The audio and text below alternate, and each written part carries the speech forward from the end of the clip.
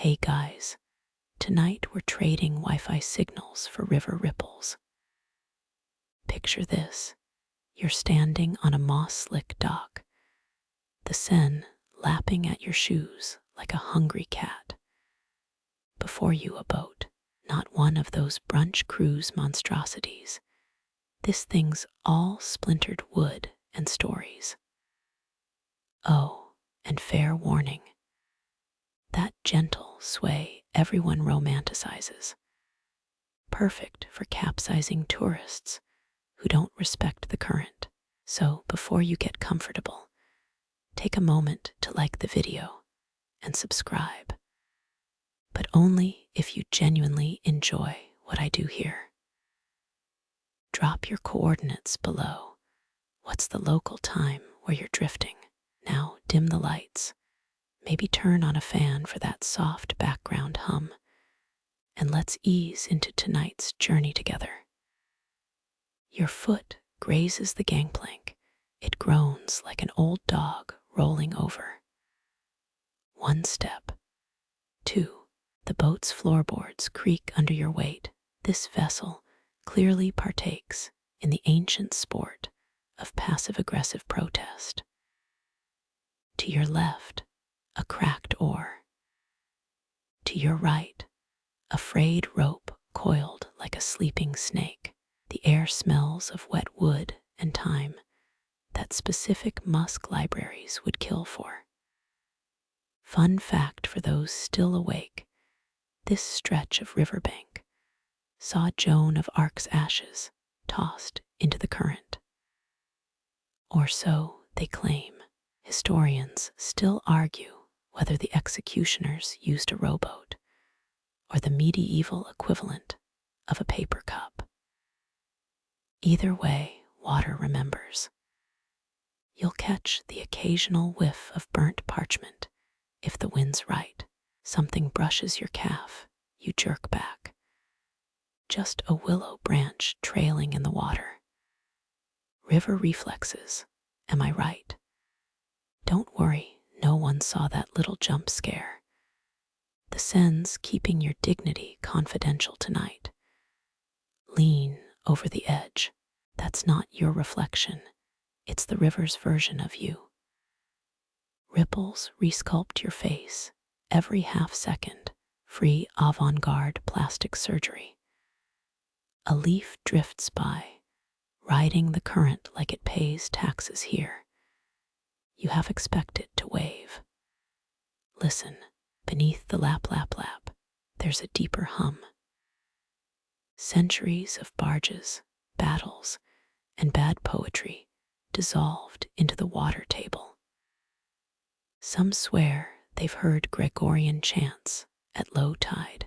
Others blame the submerged speakers from a rave held here in 1993. Your thumb grazes the rail. Splinters whisper secrets. This oak might been part of a warship during the 100 Years' War, or maybe a particularly ambitious farmer's cart. Carbon dating, overrated anyway. Imagination's cheaper. A duck glides past, standard mallard with a side-eye that screams you're in my commute. Its wake rearranges the moonlight into runes. Unreadable, but definitely judging your life choices. Check your phone. Dead. The river fries electronics like a paranoid chef. Something about mineral deposits and modern hubris. That static tingle in your palm, call it nature's screen time reminder. Your knees register the current now, a low vibrational thrum through the hull. There's a reason medieval monks used river journeys for meditation. Also, probably, to escape their terrible monastery Wi-Fi. Dig your nails into the wood grain. Feel the grooves worn by a million forgotten hands.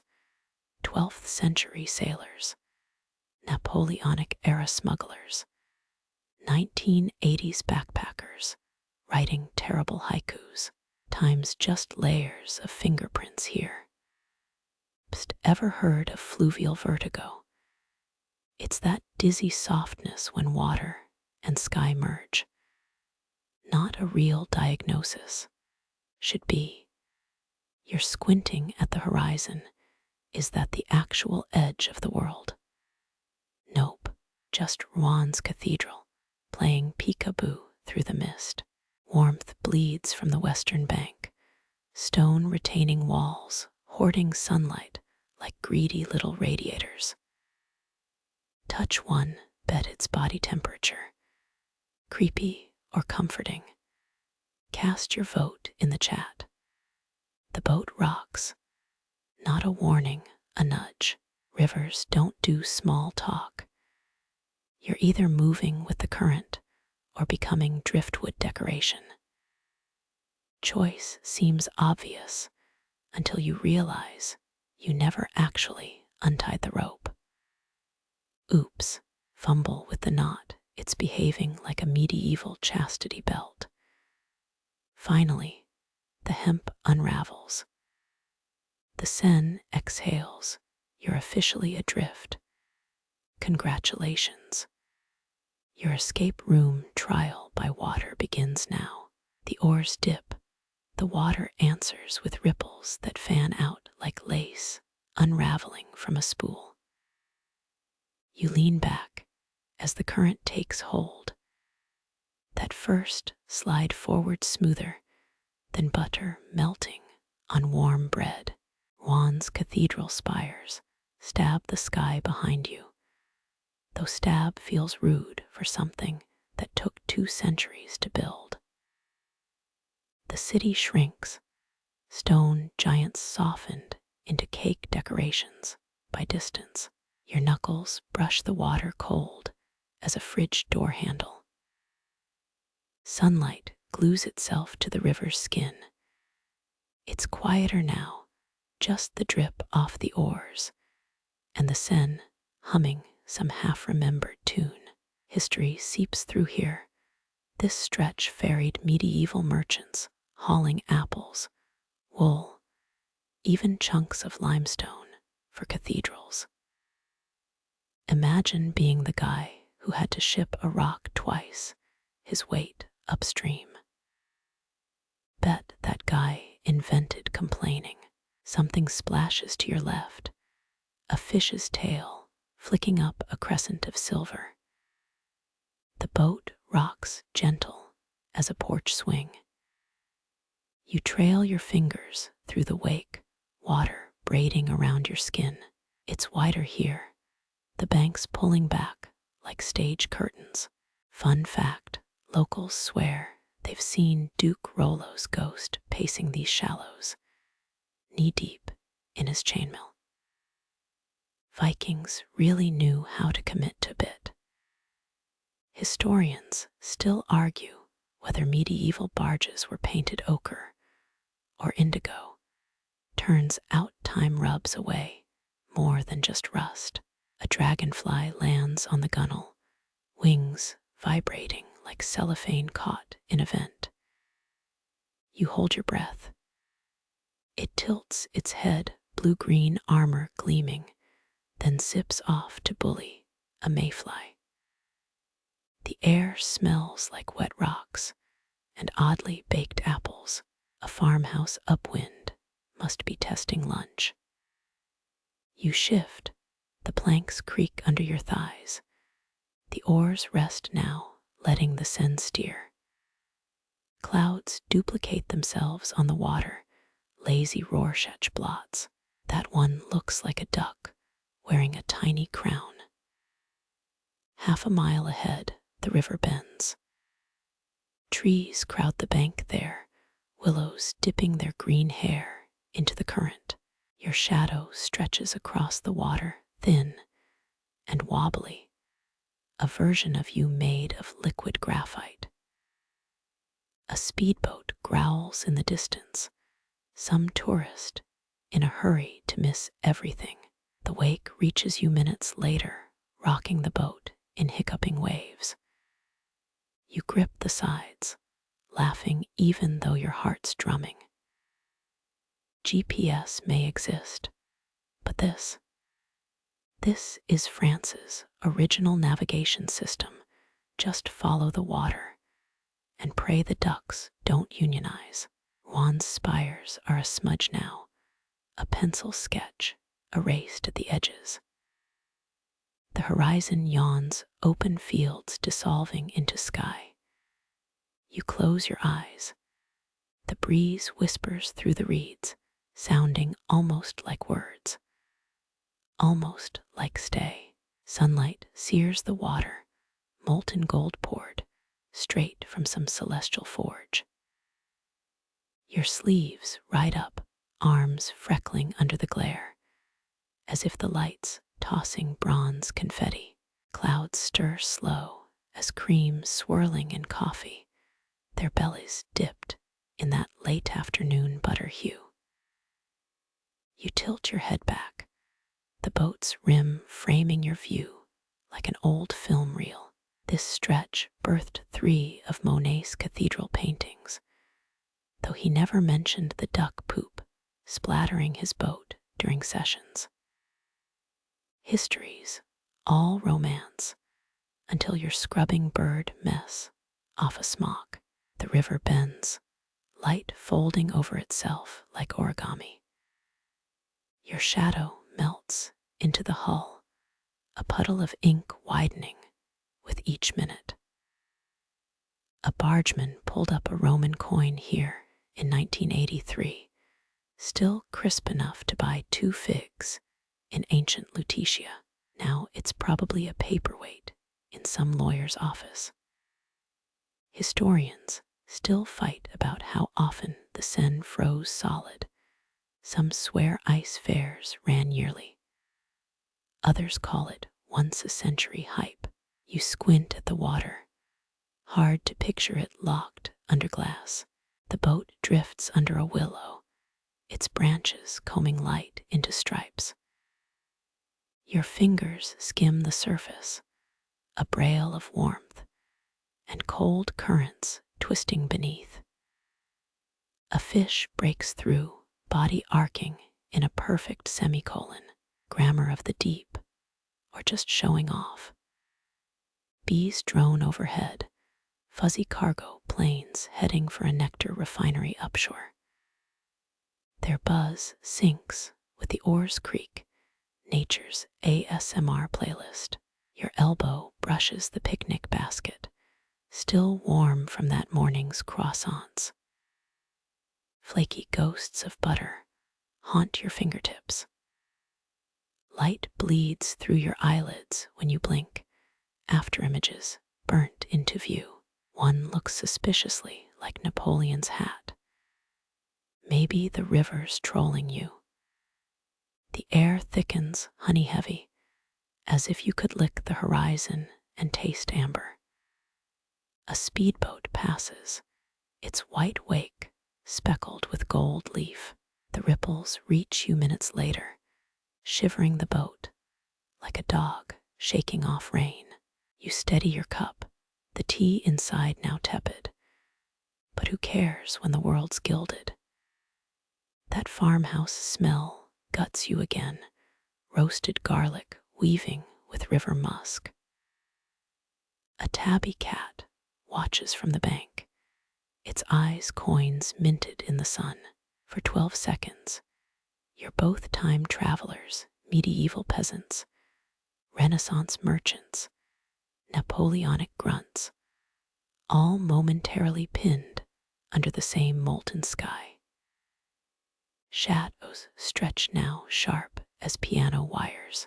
The boat nears a bend where the light softens to marmalade. Water laps the hull, wet whispers urging you to scoop up the gold while it's liquid. You don't, of course. Some treasures only exist when untouched. The breeze carries church bells, distant, drowsy. 16 tolls. 17. Time unravels here, minutes pooling like the mercury once bottled in Rouen's thermometers. You lick salt from your lip, half expecting guilt on your tongue. 3 ducks cross ahead, formation flying low enough to part the glitter. Their wing beats sync with your pulse. You half expect them to drop a scroll of demands. More bread, less existential wonder.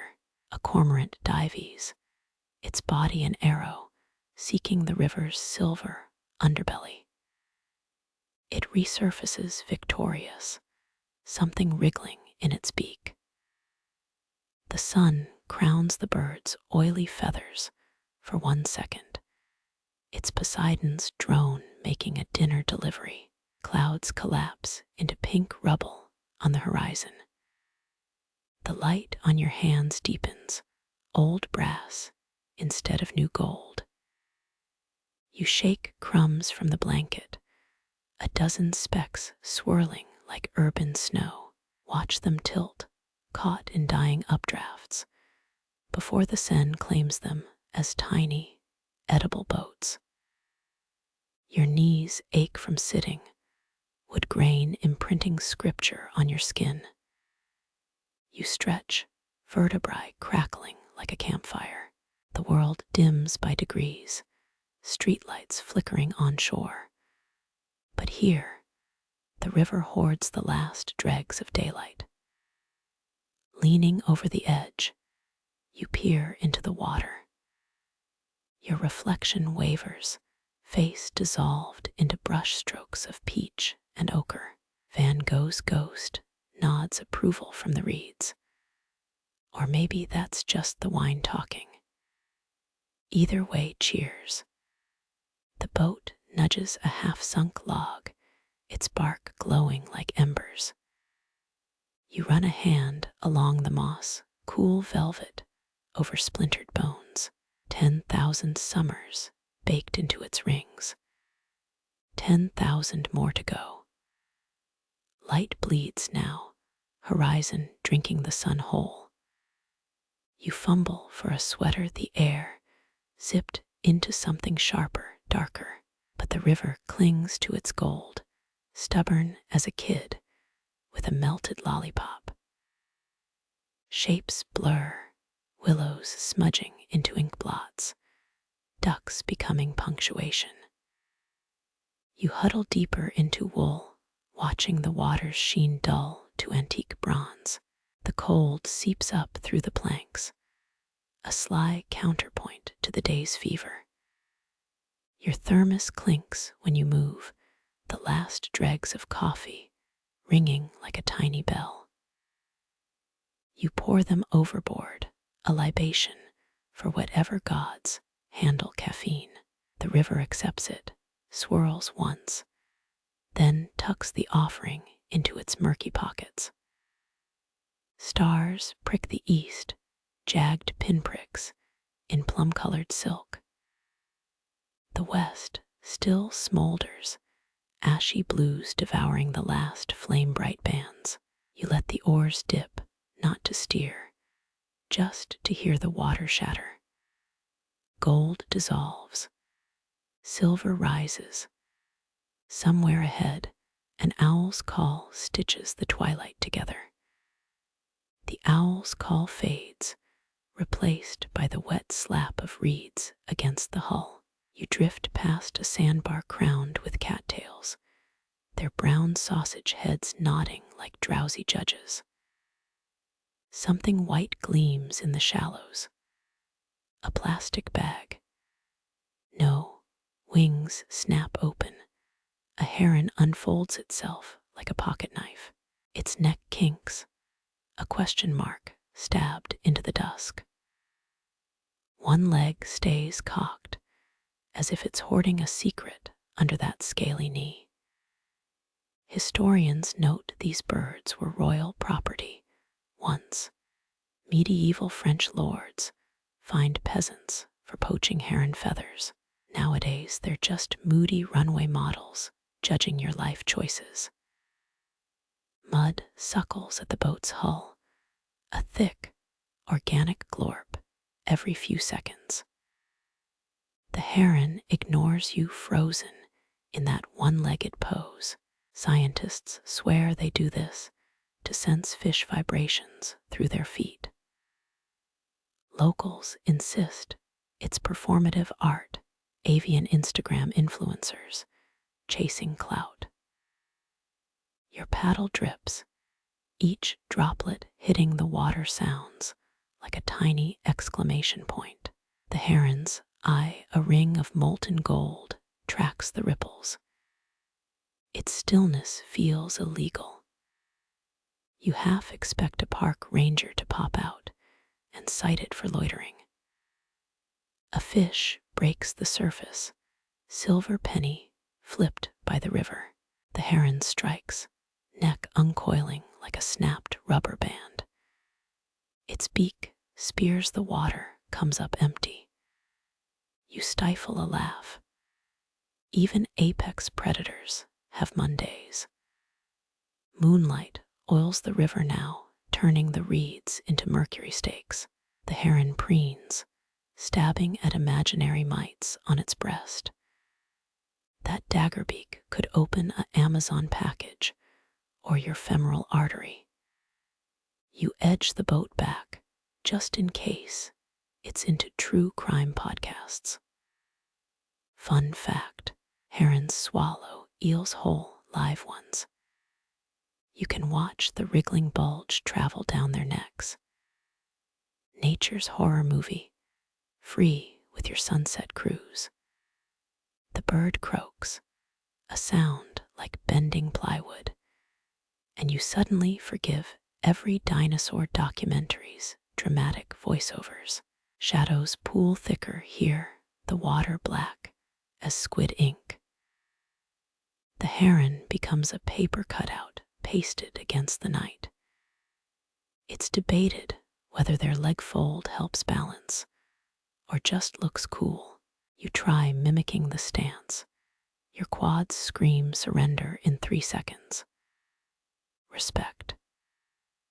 A breeze riffles the heron's chest feathers. They lift like pages in a manual titled How to Haunt Wetlands Efficiently. Its patience is obscene. You check your watch, 7 minutes, no movement. The CIA could hire this bird for surveillance. Your stomach growls, a bass line to the river's melody. The heron twitches. Great.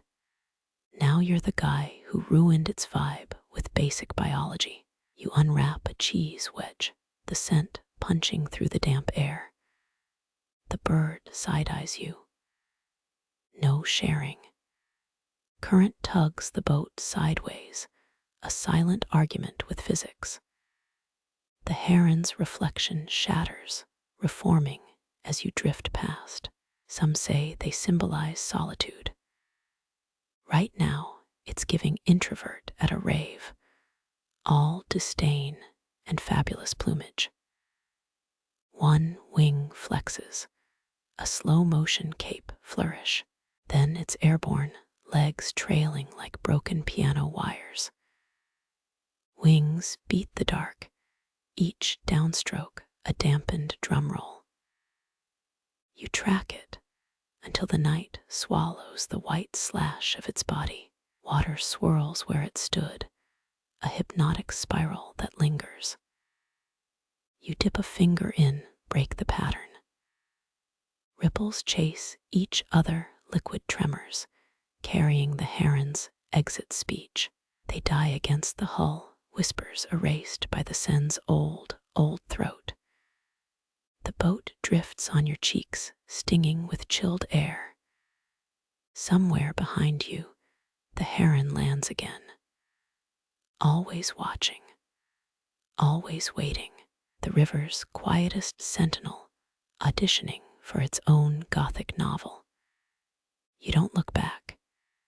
Heroes never do. The current carries you past moss-furred pilings, their wood split into gray smiles.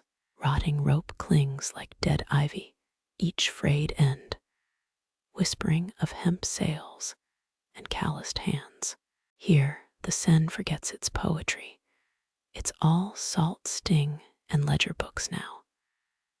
You trail fingers through the water, cold bites deep.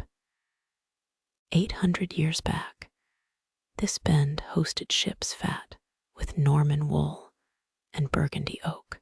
Mainstream fact incoming. Rouen's docks once funneled more wine than Marseille handled fish. The river was a liquid highway, merchants' shouts drowning out the gulls. A barrel bobs past, its iron bands rusted to lace, could have held salted herring or smuggled lace from Bruges. Historians still argue whether tax scrolls burned in that 1437 fire were sabotage or a clerk's bad cider night. Your oar taps the barrel, hollow thunk. Whatever secrets it carried sank long ago. Sunlight glints off something below, a green glass shard wedged in silt. Might been a wine bottle tossed by a Venetian trader after losing at dice, or a druggist's vial. Leeches were big exports once. Yes, medicinal bloodsuckers, packed in wet moss like living raisins. You shudder, contemplating the guy who hauled those crates. The bank slopes upward, exposing stone steps swallowed by mud. Centuries of boots polished these slabs. Fishmongers, spice haggler, the odd nuns smuggling forbidden psalms. One quirky tidbit: they shipped cheese wrapped in poplar bark. Mold was a feature. The stinkier wheels went to Parisian nobles, claiming peasant nostalgia. Water sloshes, a curious plop near the stern. Could be a carp. Could be the ghost of a dockmaster's lost ledger. His quill pen doubles as a toothpick in the afterlife. You lean over, ripples erase your reflection. Trade routes blur, just like your face in the murk. A lone crate juts from the bank, nails bleeding orange into the dirt. Inside, maybe silk scraps devoured by rats. Maybe ivory dice stolen by a cabin boy. Whatever remained became a feast for beetles. Your paddle scrapes the crate. It groans like an old man turning in bed. Best let it sleep. Wind carries a phantom scent, cinnamon undercut with wet horse. Blame the 14th century spice trains from Marseille, or your imagination fermenting lunch. Either way, it pairs poorly with river sludge. You sneeze, the sound echoes off the next bend. Somewhere, a bored customs agent from 1296 mutters, "Bless you across time." Shadows deepen between the pilings.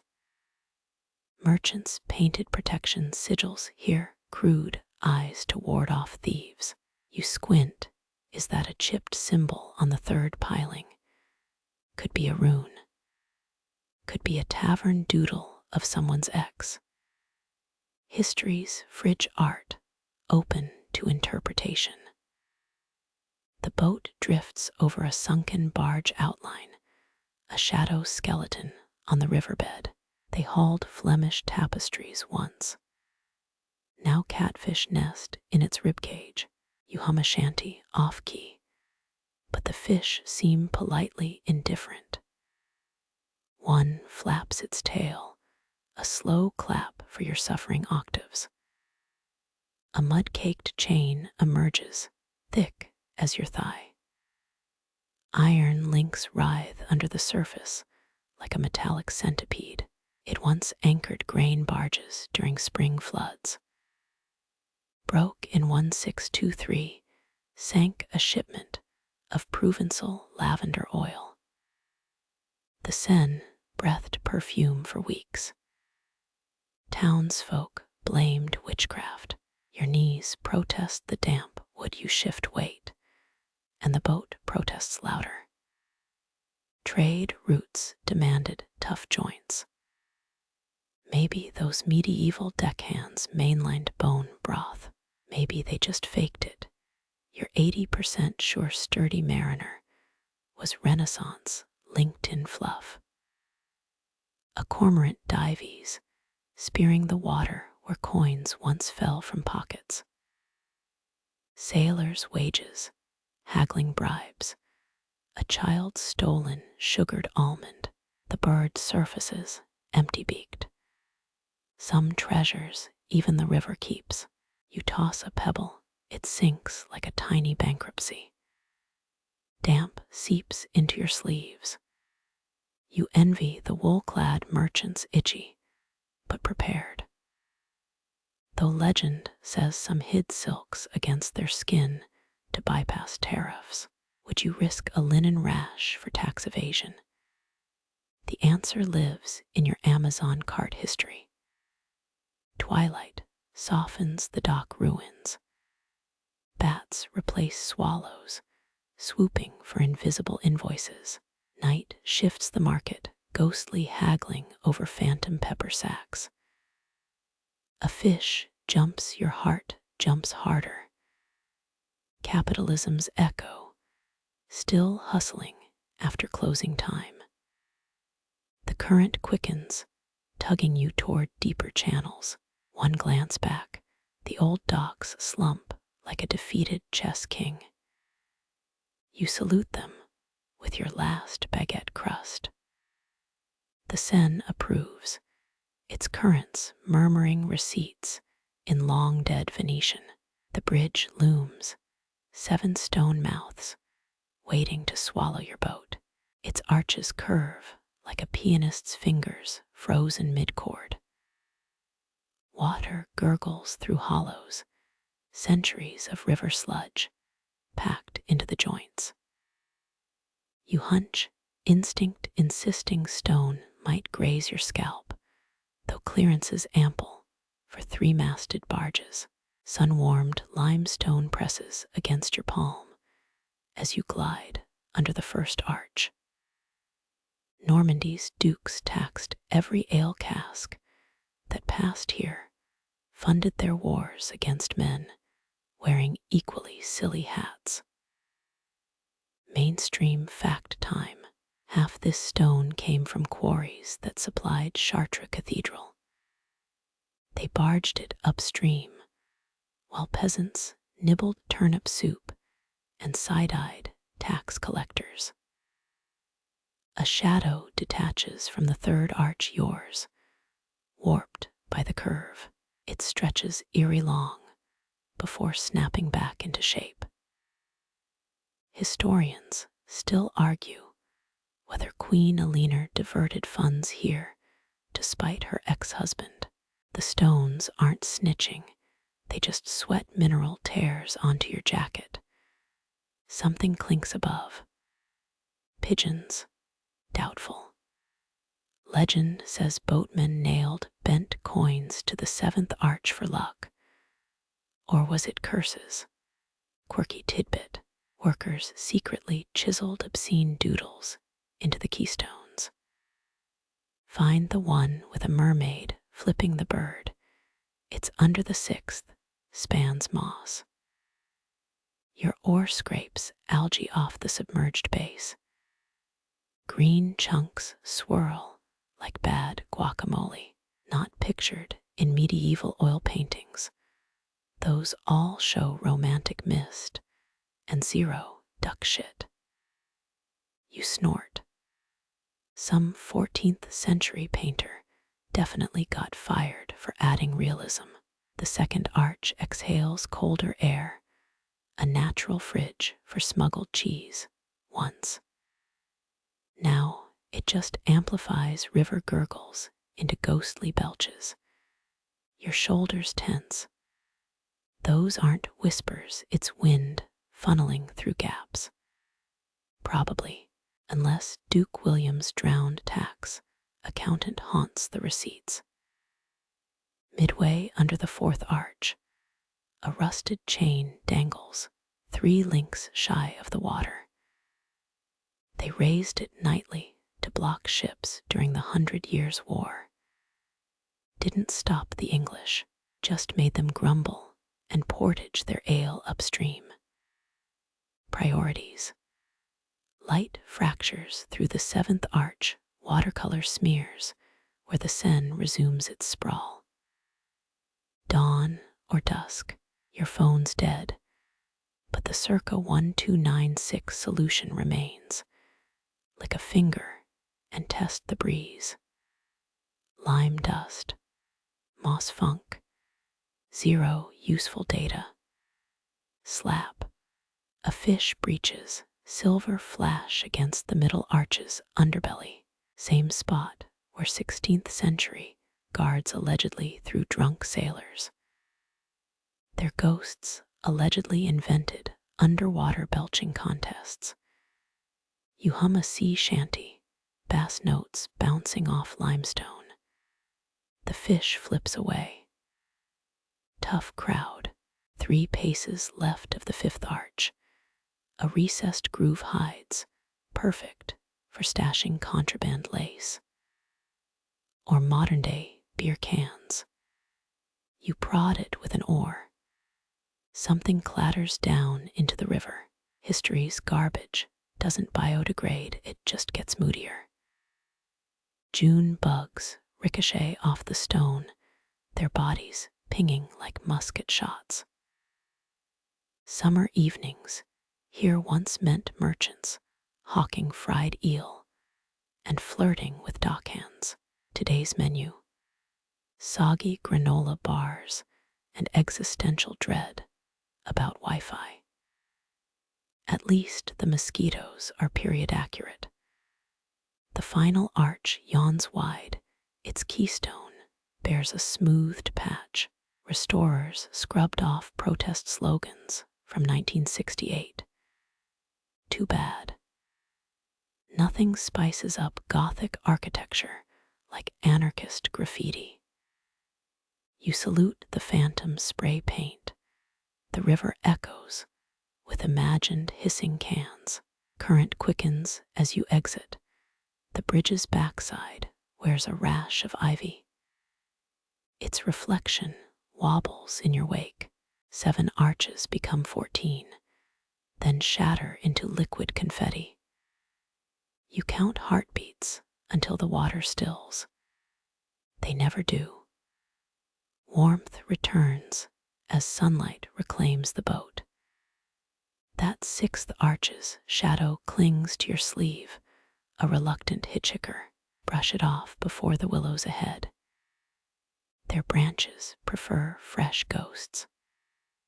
The first willow leans in its branches, skimming the Seine's skin like a scribe's quill. Leaves etch cursive on the surface, words dissolving before you can read them. Mainstream fact incoming. Monks once brewed tea from this bark to numb toothaches. Taste, like bitter hope and a side of medieval OSHA violations. You trail a finger through the water, cold shock, then a thrill up your spine, the willow sighs. Or maybe that's just wind combing through 2,734 leaves. Yes, someone counted. No, they don't have hobbies anymore. A branch taps your shoulder, polite as a librarian demanding silence. You snap a twig. Sticky sap bleeds onto your thumb. Local legend says these trees shelter sprites who'll trade secrets for milk. You drip water into the knothole instead. Negotiations about leverage. Ripples spread not circles, but jagged starbursts. The river's skin puckers where insects dive. Historians still argue whether French winemakers planted willows to stabilize banks, or just really loved depressing shade. Either way, roots clutch the mud like arthritic fingers. Sunlight filters through the canopy, dappling your arms in leopard spots. You squint. Was that a face in the bark? Just knots and pareidolia, same as your toast last Tuesday. One trunk sports a heart carved in 1993. Eve Hart suits Simone, sucks for Simone. Wood creaks as the boat drifts closer. Branches part, a green cathedral arching overhead. Silence here feels thicker, like the air stuffed with cotton and unspoken prayers. A fish britches, its splash echoes 3 times. Maybe applause, maybe the river clearing its throat. 3 ducks paddle past, ignoring you. Their wake bobs a Coca-Cola cap, 2023's answer to message in a bottle. You pluck it out. The rim's chewed. Some muskrat's terrible judgment call. Flip it into your pack. Modern gilt trashes, even the prettiest scenes. The leftmost willow tilts at a 60-degree angle. Quirky tidbit. During the 1910 flood, villagers tied sausage links to this one to fatten it up against the current. Priorities, right. Now its trunk sports stretch marks and 0 apologies. Your oar nudges a submerged root. It flexes slithery as a sea serpent's spine. Cold water seeps into your shoe, the Seine's version of a practical joke. Centuries of practice make it flawless. You wiggle toes, squelch symphony ensues. Bark peels and scrolls, papery layers revealing scars from old initials. Someone gouged DEREKSUX here in 2007. Poetic, cosmic, unhelpful. You trace the letters. Derek probably does sucks, for the record. A spider lowers itself onto the bow, legs splayed like a chandelier. It freezes. You freeze. Mutual existential panic. The spider bolts first, repelling into oblivion. Coward, you are totally going to share the boat. Shadows thicken as clouds muzzle the sun. The willow's reflection deepens, inkier, hungrier. You count 19 ripples between 2 roots. Why 19? Because 16's too few, 20's overcommitting. Split the difference and hope the river approves. Twilight's first moth bumbles into your cheek. Wings dust your skin with pollen. You sneeze, the sound ricochets off the banks. Somewhere, a frog croaks in ridicule. Rude, but fair. The night shifts taking over, and you're the clown in their commute. Peel a strip of bark. The flesh underneath smells green and slightly dishonest. Kindred spirits. Pocket it. The tree groans. Or maybe that's your stomach. Dinner's options. Granola, more granola, or existential crisis tapas. Bon appetit. Breezes come in series, 7 gentle, 1 violent. Your hat lifts, hovers, then tumbles into the Seine. It floats a while, a jaunty raft for water striders. Let it go. The river's accessorizing now. You're just the temporary mannequin. Roots knot the bank into a labyrinth, nature's version of barbed wire. Step here, and the mud sucks your foot down to the ankle. Step there, and bees riot in the clover. Equilibrium's a capitalist construct anyway. The last willow whispers as you pass, leaves brushing your ears. Psst, the heron's hiding a crown. hallucinations, complimentary after 4 hours without coffee. You nod anyway. Mental note, check the damn heron. Moonrise bleeds through branches, now each leaf casting a toothy shadow. You count them till the numbers unravel. Should have learned French. Should bought bug spray. Too late. The night's your clingy date now, and it wants to slow dance. Morning light spills over the river pale as watered milk. The boat drifts past a bent figure on the shore, a fisherman. His hands are mapped with creases deeper than the Seine's currents. Nets slump at his feet, knots whispering of empty halls. Mainstream fact incoming. In the 1600s, Parisians ate 5 tons of Seine-caught pike per year.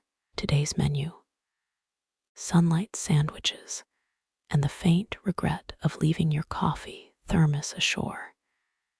He raises a hand, not waving, just adjusting his cap's tilt. The brim's frayed. So's his patience. You mimic the gesture. Mutual respect between people who have argued with fish. His rod twitches, a false alarm. Line goes slack. Seine fish mastered irony centuries ago. Quirky tidbit alert. Medieval anglers once rang church bells to hypnotize eels into biting. Proof: 0. Commitment: legendary. This guy's got a transistor radio, crackling Edith Piaf. Same energy, less heresy. A rusted tackle box gapes open. Inside, lures shaped like fat angels. Why? Because holy mackerel's both a pun and an existential crisis. Historians still argue whether Viking traders introduced steel hooks here or just stole all the good spots. Answers float downstream, tangled in algae. You squint at his bucket, 3 minnows and a soda can. The catch of the day: patience as advertised, and 43 years of sunburn layered like lacquer on his neck. He offers a grunt that translates to kids these days. You throw him your granola bar. Trade economies alive and well. Thunder rumbles, not clouds his stomach. Souls who live on river time digest seconds, not minutes. He unwraps the bar, sniffs, shrugs. Breakfast of champions, and are people who have licked motor oil for fun. Nets molder in the mud, their nylon threads fraying into microplastics. Circle of lives, looking pretty geometric these days. A heron stalks the shallows nearby. Remember the hallucination about the crown. This one's got a feather askew, close enough for government work. Water slaps the hull. The fisherman tilts his head, listening to currents like they're gossiping about the weather. His boot's sole flaps with each step. Flip-flop metronome. You could stay here forever, or until lunch, whichever comes last.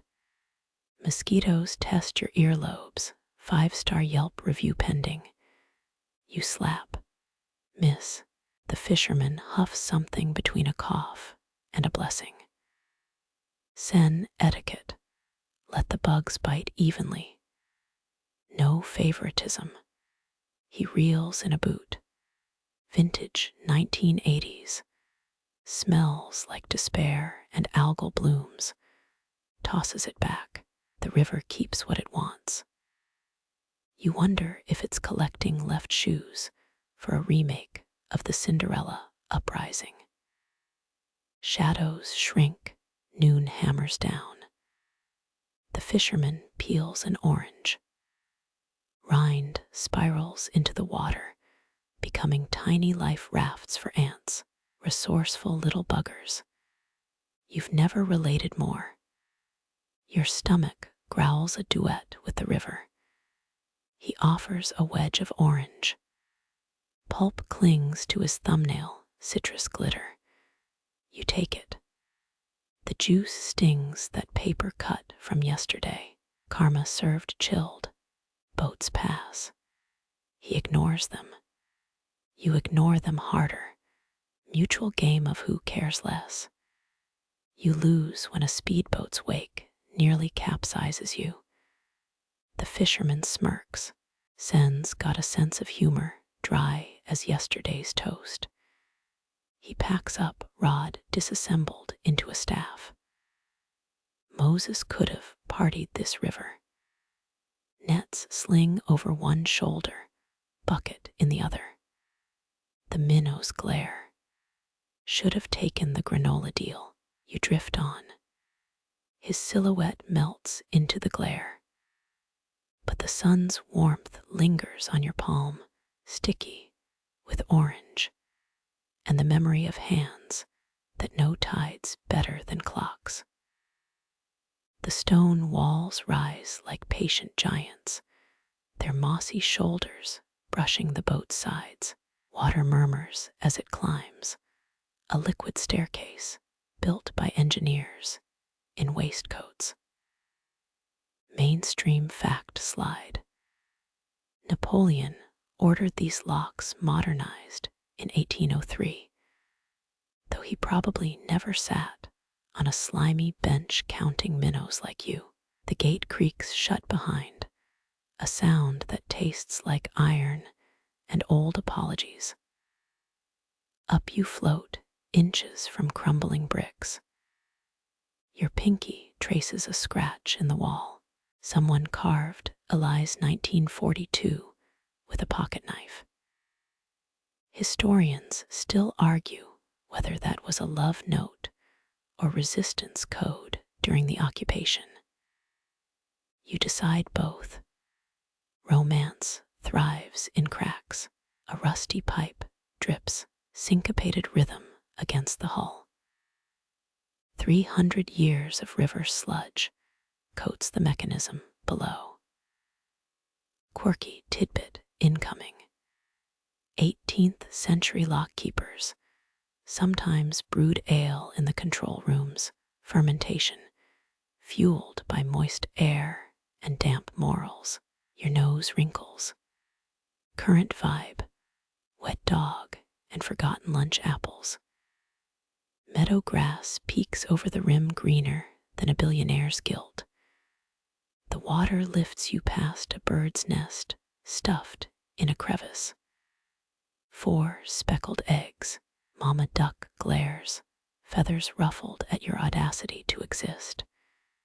You hold up the orange peel from earlier. Truce, she hisses. Fair enough. Cranking gears echo, steel teeth chewing through the silence.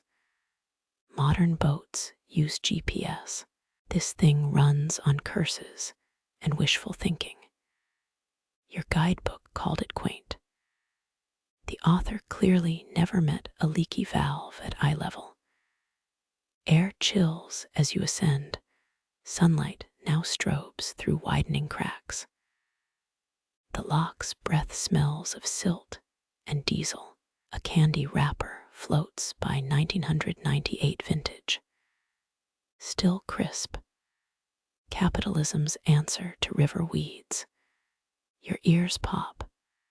Hands grip the rail, not nervous, just negotiating with physics. The boat rocks. That third espresso trembles in your veins. Should have stuck with the fisherman's orange diplomacy. Halfway up, the world tilts. Walls press close enough to taste the lichen. You spot fossilized snail shells in the mortar. Tiny architects. One sports a barnacle hat. Nature's avant-garde section is strong today. A shout echoes. The lock keeper's grandson leans over, tossing down a baguette. For the ducks, he lies. You catch it, still warm. The ducks side-eye you. Power dynamics shift. Crumbs become currency. Water reaches its peak, a reluctant truce between gravity and engineering. Ahead, the gate yawns open. Daylight spills in, along with pollen that clings to your eyelashes. The meadow hums bees conducting a symphony in B-flat. Your boat hesitates. Rivers hate exits as much as you hate folding maps. The current tugs, gentle as a librarian's shush. You glide out, trailing strands of algae like a bridal train. Flat land stretches dotted with poppies that outnumber last week's promises. The lock exhales behind you. Its walls shrink, becoming just another scar on the horizon. But that's the thing about rivers. They remember every kiss and cut. The sky bruises purple, clouds elbowing out the sun like unwanted guests. First drops fall, a hesitant tap-tap on the hull. You tilt your face up, cold speckles hit your nose. A breeze arrives, wet asphalt and burnt toast ghosts from a riverside cafe. Rain accelerates, hammering the Seine into a million quivering mirrors. Drops ricochet off your sleeve. In 1740, floods here reached the second floor of Rouen's grain warehouses. You're safe unless ducks start selling life vests. Palm out. A droplet lands, fat and quivering. It holds the whole sky compressed into a liquid lens. Blink, it's gone. That's the problem with miracles. They're terrible at RSVPs. The boat's awning sags. A leak finds your left knee. Cold seeps through denim. Local lore claims 14th century priests buried jars of frog bones to banish storms. Judging by your damp socks, those frogs phoned it in. Water sloshes in the bilge. You bail with an old coffee cup. Historians still argue whether rot or a raincloud's tantrum doomed the mill of St. Clair. Evidence, rot, romance. All thunder, river traffic vanishes. Only a lone swan rides the chaos. It glares like a soaked aristocrat. Your hair clings to your neck. The guidebook warned about moody weather. Understatement of the century, right up there with Genghis Khan, was a tad ambitious. Lightning scribbles the horizon, nature's signature in neon. Count the seconds. 1 Mississippi 4 before thunder groans. Safe distance. Rain soaks the last dry patch on your backpack. The map inside is now abstract art. A fish leaps, silver blade slicing the surface. Hunger or applause? You'll never know. Your shoes squelch. At least the ducks have decamped wise creatures. They're probably sipping espresso in some covered barge, mocking your life choices. Downpour eases downgrading to a gossipy drizzle. The Seine reshines herself. Yellow leaves swirl in eddies, discarded party confetti. Your breath steams. Hands ache, the good kind, like after unknotting a necklace or forgiving someone who doesn't deserve it. Sun breaks through, steam rises from the deck. The air hums with that post-storm hush. You wring out your sleeve. Drops hit the water, a final round of applause. The river awards 0 points for dryness. Participation trophy. A rainbow wedged between two barges, slightly crooked, but trying its best. Sun-warmed planks creak underfoot as the boat nudges a half-submerged pier. Rotting timbers rise, ivy-strangled walls wearing windows like empty eye sockets. A rusted weather vane screeches, its rooster frozen mid-crow. You smell wet plaster and the sharp tang of bat guano. Normandy's mills once ground 3,000 tons of wheat annually, enough flour to choke a cathedral. This one chose retirement. Splintered stairs sag under your weight. Each step makes the wood protest, a chorus of termite chews and rusted nails. The main hall gapes, sunlight stabbing through collapsed rafters. Imagine flower moats swirling where sunlight now pools. Someone chalked Mayfie's VOUS on the far wall. Too late for warnings, the ghosts here are all mildew and pigeon feathers. Your fingers brush a gear larger than a wagon wheel. Teeth rusted to stubs. Historians still argue whether the mill's collapse came from medieval dry rot or a flour dust explosion. Evidence leans toward greed. Owner Henry Leclerc insured it for double its worth weeks before the fire. A floorboard cracks your foot, plunges through to knee-deep shadows. Cold water soaks your jeans. You yank free, moss squelching between your toes. Local kids whisper about a bronze bell hidden in the muck, reward for anyone brave enough to dive the sump. 23 attempts, 23 cases of trench foot. Cobwebs cling to your face, gauntlet of irritated spiders. Their silk glints in a stray sunbeam. You pivot, the hearth yawns black. Burnt oak beams crisscross the ash pile. One still bears soot-carved initials, G+A 1613. Lovers, business partners, rivals who stabbed each other over rye prices. The river keeps receipts, but never shares. Upstairs groans as wind shoulders through gaps. You pause, hand on the banister. It shudders like a tired horse. Third step from the top squeaks, same pitch as your childhood bed frame. A nest of yellowed invoices flutters in your wake. 13 barrels delivered. 7 sacks of spoiled grain. 1 unexplained charge for dancing bears. The attic smells of forgotten wool and sourdough, starter gone rogue. A child's shoe peers from under moldy burlap, toe cap pointed, leather chewed by moths. Money pit or time capsule depends if you value rat skeletons as historical artifacts. Lightning cracks outside, the storm doing an encore. Rain drips through the roof, pocking dust into mud pies. You retreat downstairs, floorboards singing their rusty nails lullaby. The boat sways, bumping the dock.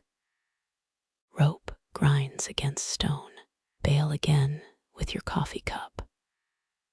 Water arcs, a tiny rainbow over the mill's reflection.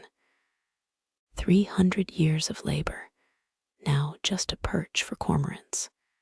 You shiver. The river licks its banks, patient as a pawnshop owner. Everything sinks, eventually.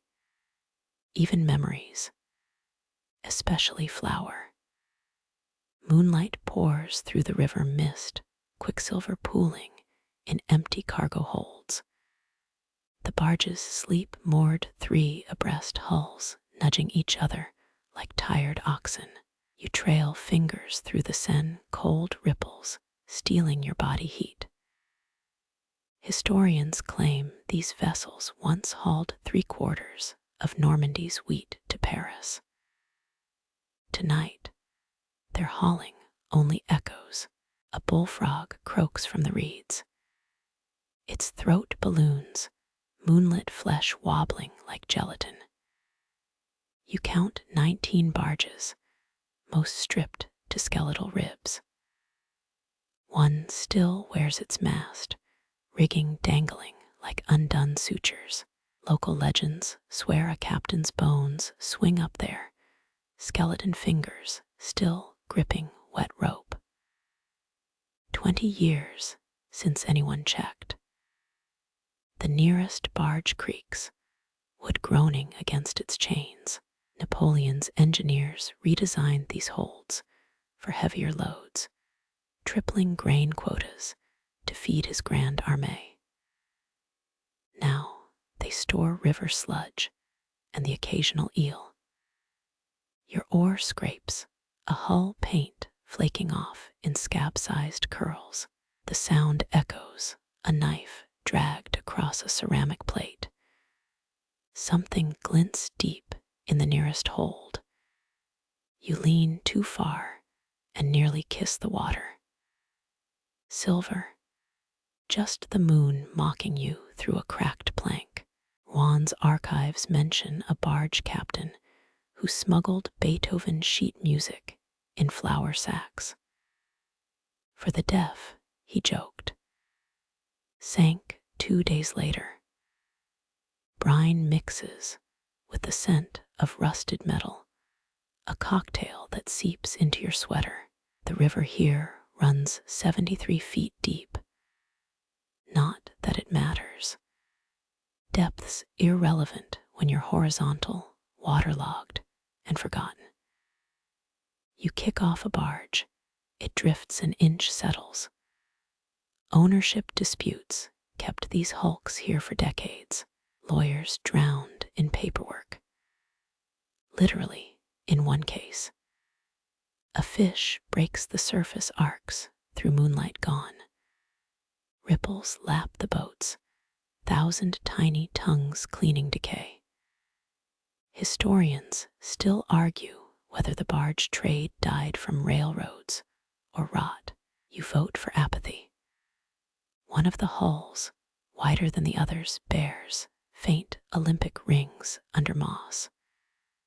1936. Some rich fool's dream of rowing to Berlin. Your boat drifts between 2 barges, their shadows press like bookends. Algae crusts the waterline green-black lace. You spot a wine bottle wedged in a splintered beam. 1968 Merlot. Or last Tuesday's bar toss. Either way, oxidized disappointment. North wind gusts, chill sneaking under your collar. Mast, ropes tap-tap against wood. Morse code for go home, idiot. Wisest thing you've heard all night.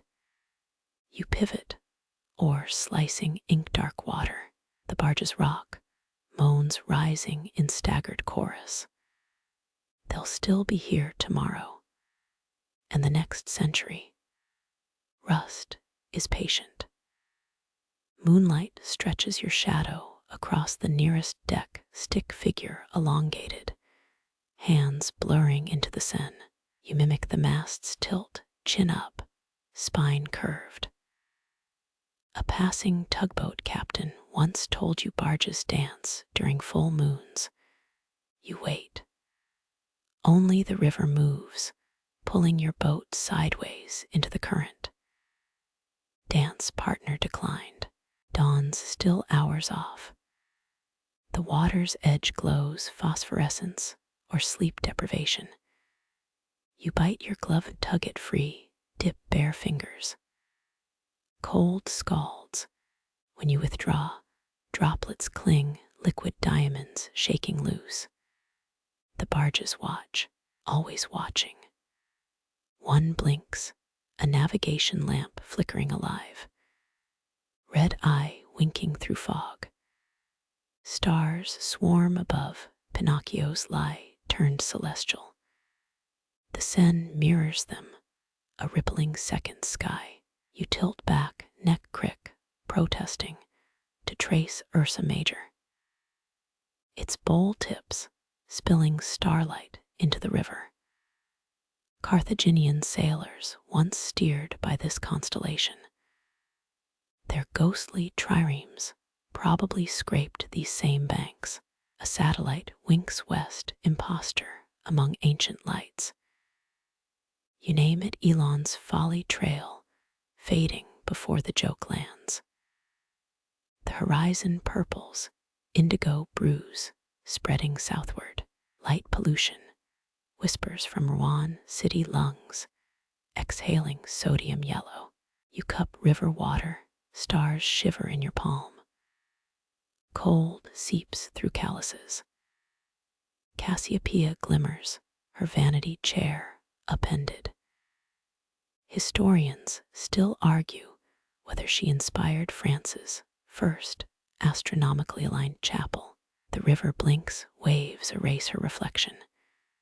Your breath hitches. 7 years ago, same spot, you swore you saw a comet. Wine was involved. Something plinks below the boat. Silver scales. Pebble. The abyss guards its secrets. You dredge up a half-remembered fact. Roman soldiers drank river water to absorb star wisdom. Legionnaires also died dysentery deaths. Correlation noted. The Big Dipper's handle drips, liquid starlight puddling near your boots. You stir it, constellations fracture reform. Radio astronomers once mapped hydrogen clouds here.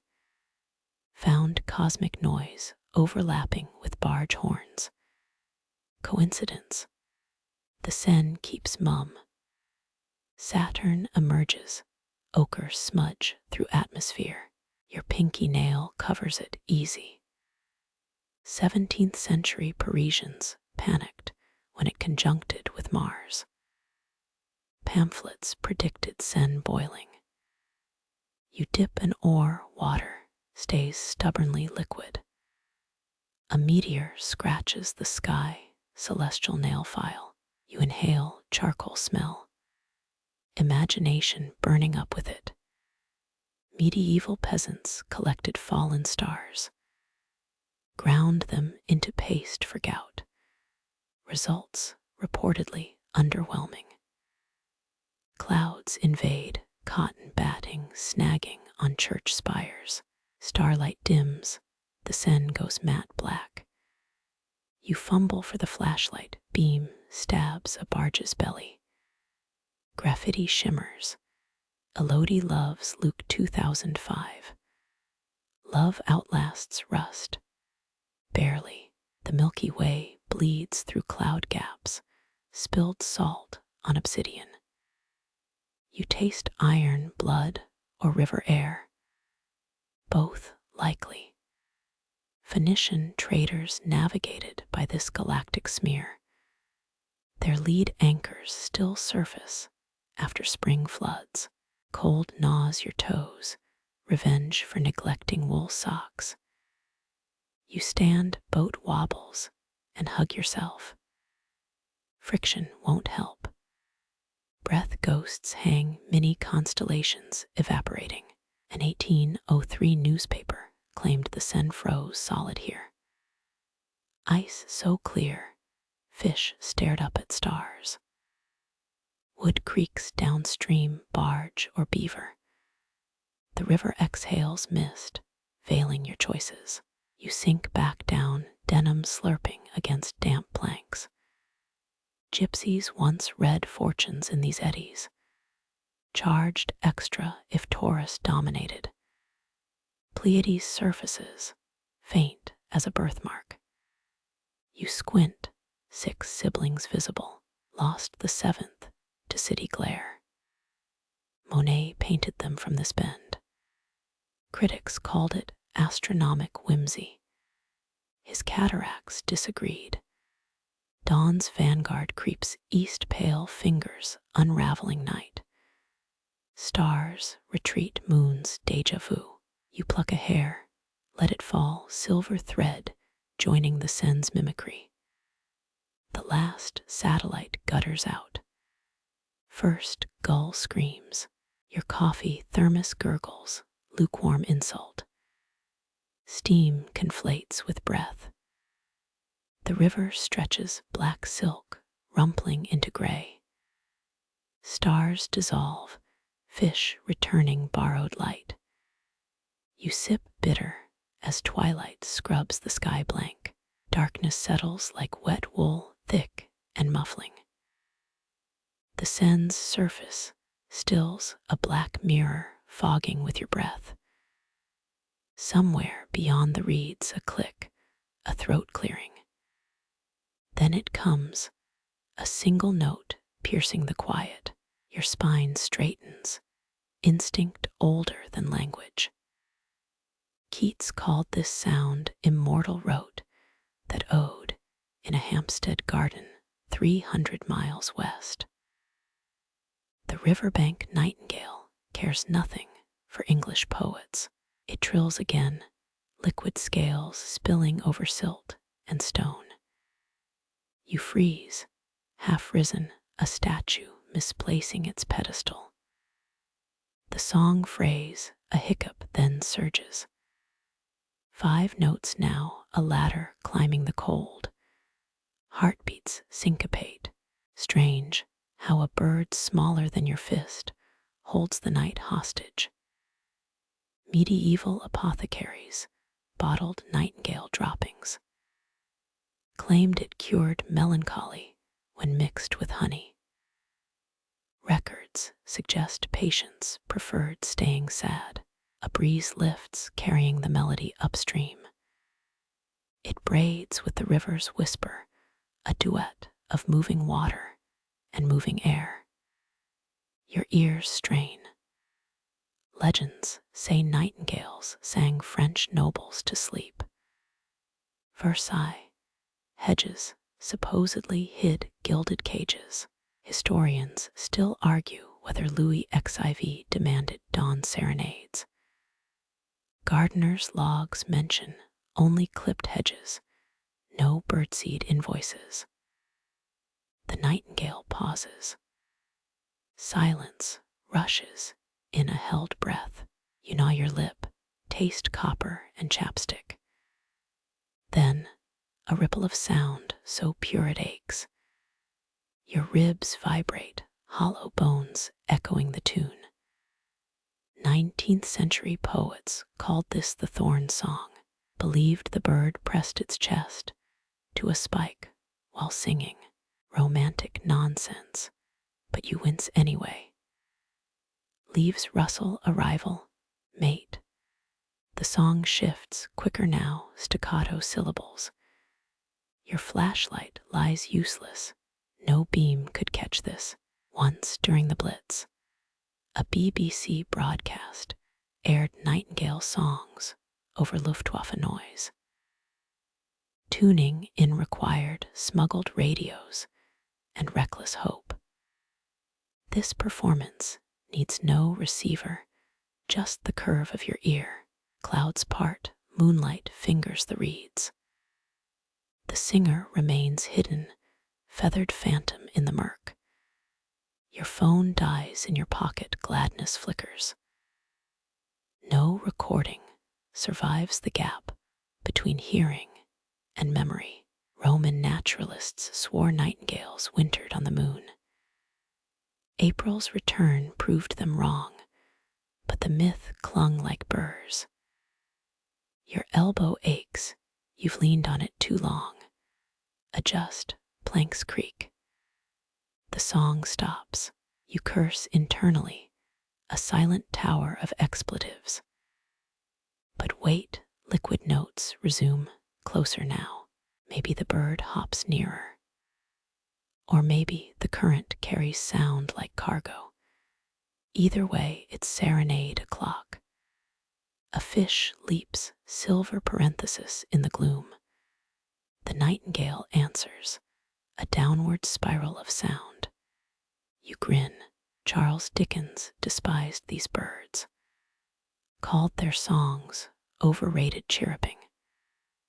Probably jealous, his serialized novels couldn't compete with 3-minute ballads. Damp seeps through your jeans, denim, suction to wood. You shift, fabric peels away with a sound like Velcro. The nightingale's unimpressed. It launches into the interrogative phrase, rising notes like questions.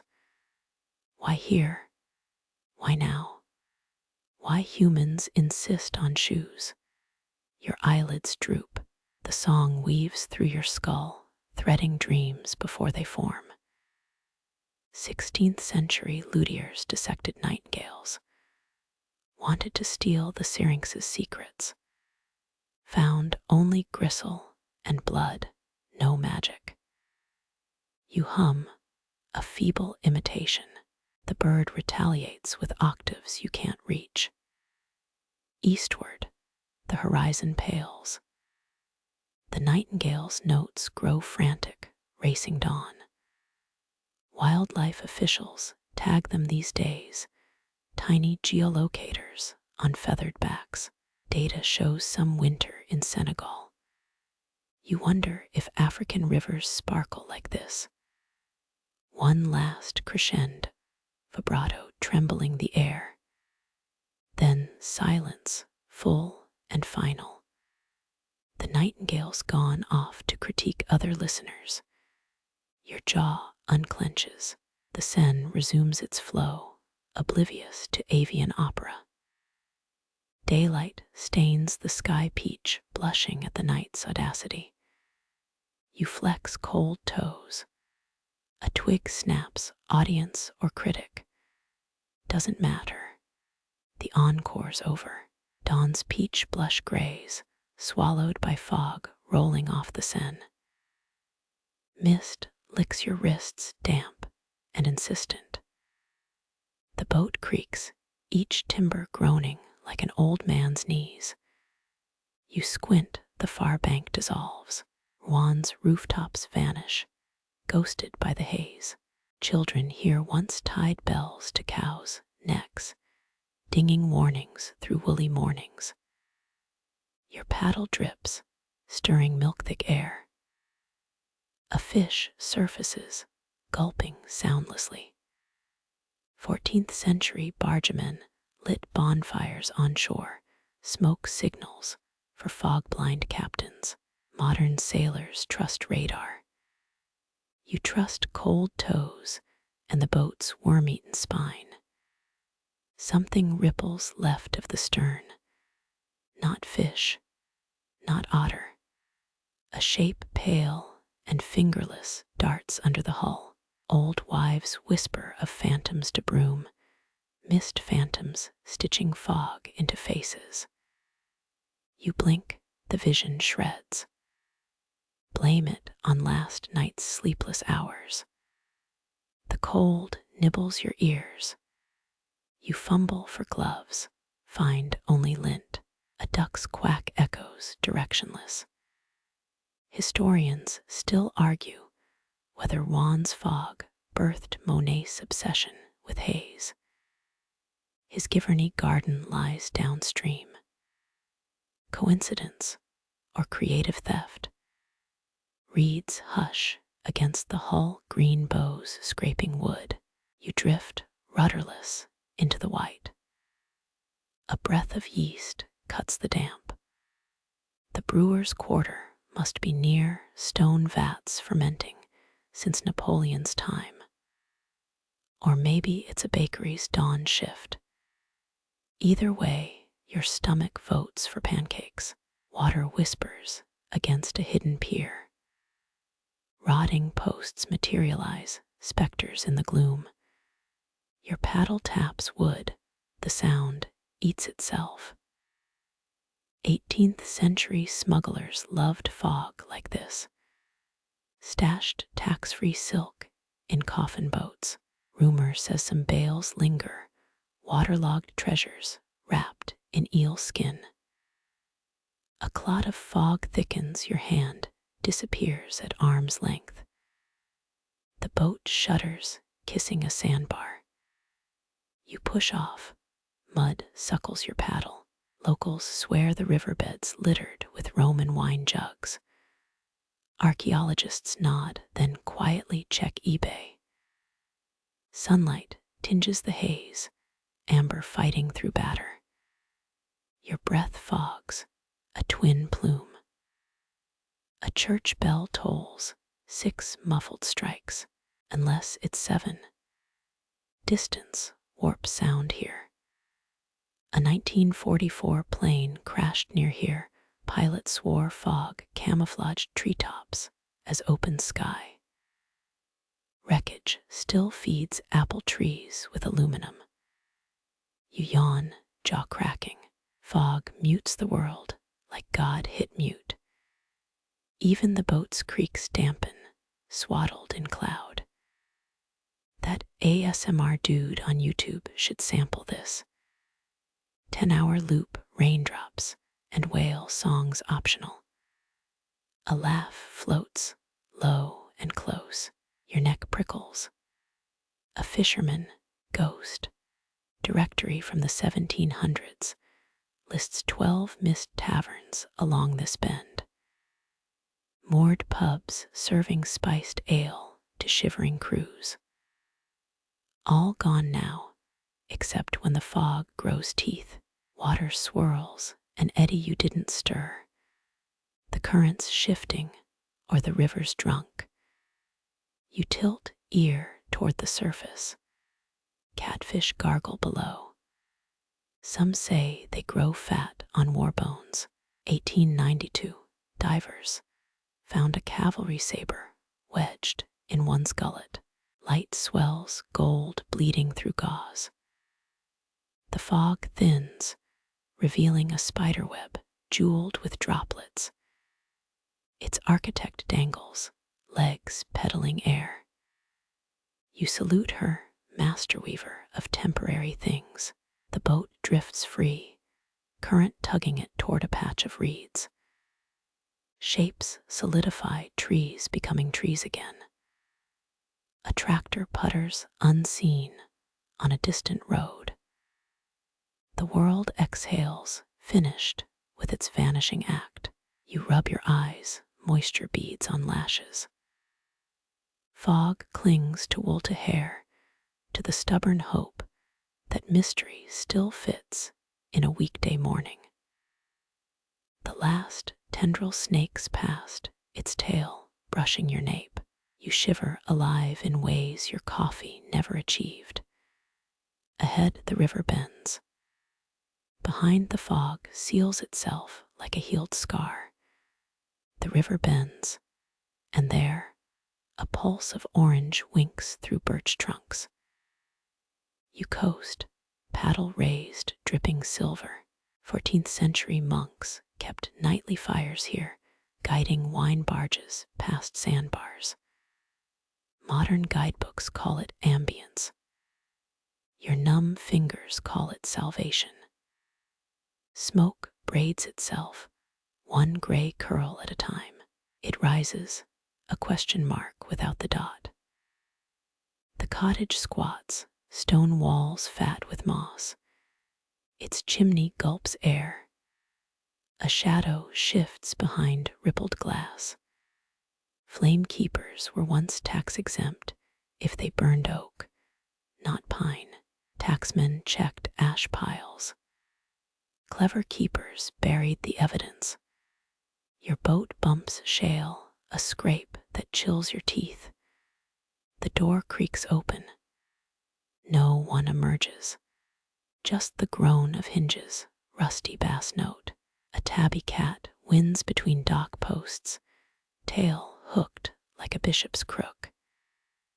It eyes your boots, calculating gravy potential. Windows glow, honey squares on wet grass. You smell rosemary, sharp as a nun's ruler. Rowen's archives mention a flamekeeper who lived 103 years, drank nothing but rainwater and dandelion wine. His ghost supposedly trims the wicks. You check for footprints, only mud, and a single spoon sunk to its neck. The hearth's pulse quickens, flutter of pages, someone humming. In 1792, revolutionaries accused the keeper here of smuggling royalist letters inside hollow candles. No proof emerged, just beeswax and paranoia. Coolness nips your nape. You step onto the dock, boards bowing like old spines. 7 steps to the door. 8 if you count hesitation. The knob wears a mitten of moss. You knock. The sound gets eaten, same as fog dampening church bells. Wind shifts, smoke sweeps your face. You cough, a donkey's hee-haw. Classy. When your eyes stop watering, a woman stands in the doorway. Apron smeared with charcoal, hair a nest of silver and ash. She says nothing, just holds out a cup, steam feathering upward. It's not tea. Smells like burnt honey and maybe regrets. You sip, fire claws down your throat. Your sinuses sing opera. She smirks, revealing a gap where stories exit but never return. Inside, candle stubs crust every surface. Some tall as thumbs, others melted into Rorschach puddles. A ledger lies, open columns of numbers and smudged sketches. Ships, faces. The cat leaps onto the desk, paw prints blooming on parchment. The woman stirs embers, a shower of orange fireflies. Legend says she's the same keeper from Napoleon's time, preserved by smoke and stubbornness. She points to your cup. Drink. It'll unknot your river bones. You obey. This time, hints of apple and nausea. Outside, the tabby yowls at a drifting leaf. Historians still argue whether these cottages relayed wartime signals or just toasted bread for lonely sailors. The woman spits into the fire. It hisses, a word you almost understand. She crouches, pulls a brick from the hearth. Beneath it, a tin box crusted with soot. Inside, a parrot feather. A lock of hair the color of dried blood. A map fragment showing river bends that don't exist. Choose, she says. The cat purrs, a motorboat trapped in fur. You point to the feather. She tucks it behind your ear, its tip tickling like a liar's promise. Smoke swirls, forming a face that winks before unraveling. Your eyes water again. Or maybe it's the ghosts of 1,000 snuffed candles. When you blink, the door stands open. Cool air sweeps in, clearing the room's throat. The woman's gone, so's the cat. Only the ledger remains, last entry dated 1944. A sketch of a plane circled 13 times. In the margin, one word, Mutzi, German for cap or lid. You pocket the feather, now warm as a just blown match. Back on the river, the cottage shrinks, a dying ember in the trees. That's when you notice your cup's still in hand. Rinsing it in the Seine feels rude. You sip the dregs. Tastes different now, vanilla and vertigo. The current quickens, nipping your hull like the tabby's teeth. A fish leaps, its scales catching fire from the cottage's last light. You hum a nursery rhyme. The river hums back. Somewhere ahead, the clank of a bell. Somewhere behind, ashes dissolving in your wake. The water thickens, sluggish and heavy between the oars. Your breath fogs, an echo of the river's own exhalations. 200 years ago, workers dredging near here unearthed Notre Dame de Rouen's third bell, lost when its spire collapsed into the Seine. City records claim it was melted down for muskets. The river begs to differ. Something brushes the hull soft as a moth's wing. You peer over the edge. Darkness greets you, a liquid pupil reflecting nothing.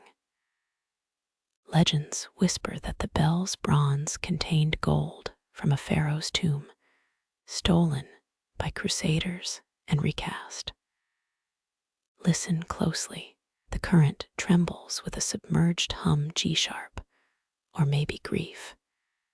You trail a hand in the water. Cold leaches up your arm, sharp as a dentist's probe. The feather behind your ear twitches. No wind, just the river's submerged heartbeat thudding against your ribs. Mud below cradles splintered timber, the bones of that drowned steeple. Historians still argue whether the spire fell from faulty mortar or a brawl between drunken bell ringers. A fish darts, its scales gleaming like tarnished coins. Sunken treasures, probably discarded forks. The Seine's a magpie hoarding junk and jewels alike. In 1987, a scuba diver claimed he touched the bell, said its surface felt warm as living flesh. When he surfaced, his oxygen tank was empty. Coincidence, insists the tour company that owns his story. Light fails, streaks of indigo bleeding through the water. You anchor near a willow, roots clawing the bank like arthritic fingers. The silence isn't silent. Press your ear to the hull. Whispers thread through the wood, half hymn, half tavern shanty. Pebbles shift downstream, a sound like teeth grinding. You light the stub of a candle, its flame trembling. Shadows leap, dancing a jig on the water. 13 dancers. Always 13. An old bargeman's tale claims the bell tolls for those who drown with unpaid debts. Your pockets empty, except that feather. Still warm, the candle snuffs itself, wick hissing betrayal. Across the river, a ripple parts without a breeze. Something breaks the surface, not a fish. Too slow, too deliberate. A hand, a branch. You lean closer, gaze skimming the black mirror. Your reflection grins back, but your lips aren't moving. It points downward. You recoil, knee smacking the oar lock. Pain blooms, a ripe plum in the dark. When you look again, the water's blank. No grin, no finger. Just the feather's shadow quivering on the waves like a stranded moth. Dew seeps through your coat. Dawn's hours away. You sip cold dregs from the cottage cup, vanilla turned to vinegar. Somewhere below, mud shifts, rearranging its museum. You imagine the bell's clapper swaying, patient pendulum in a drowned clock. Waiting, always waiting.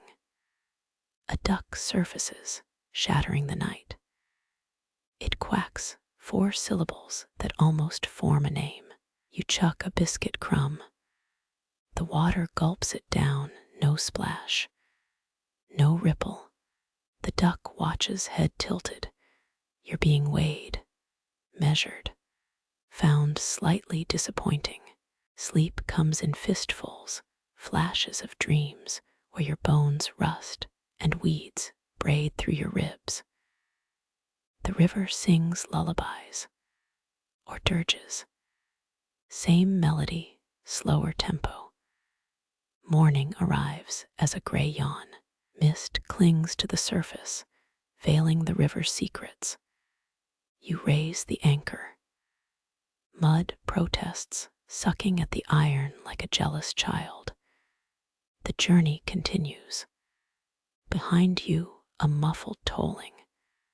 Not sound, a vibration in your molars. Your coffee back home will taste of it tomorrow, bitter and ancient and owed. The water smooths glass polished by dawn's numb fingers. You yawn, a sound swallowed by the river's wet breath. Then a splash. Not the slap of fish, sharper. Purposeful. 5 ripples arrow toward the bank, liquid lines drawn by invisible hands. A head breaks the surface, whiskers glinting. Otter. Then another. Their paws churn the Seine black ink spreading through tea. You freeze. So do they. One eyes your pocket, the last biscuit's ghost. In 1994, conservationists dumped 3 breeding pairs here after 2 centuries of local extinction.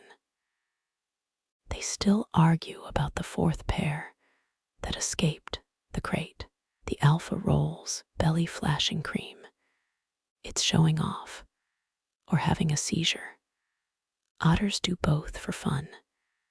They vanish, knife sleek, reappearing 10 yards downstream. A paw jabs the air. Signal, insult, you'll never know. Historians still argue whether medieval monks kept them as mousers, skinny, fish-coated cats with better PR. One dives, claws scraping the hull. The sound sets your teeth on edge nails on heaven's chalkboard. It surfaces with a pebble, tosses it, catches it, tosses again. Scientists claim they juggle rocks to hone hunting skills. You've seen college students do worse with beer pong. Mud plumes rise where they dig brown galaxies blooming. Their hunger's urgent, each dive a small explosion. Fact: an otter eats 20% of its weight daily. Metaphor: your ex at an all-you-can-eat sushi boat. The pack surges west, 3 dark commas punctuating the current. You follow.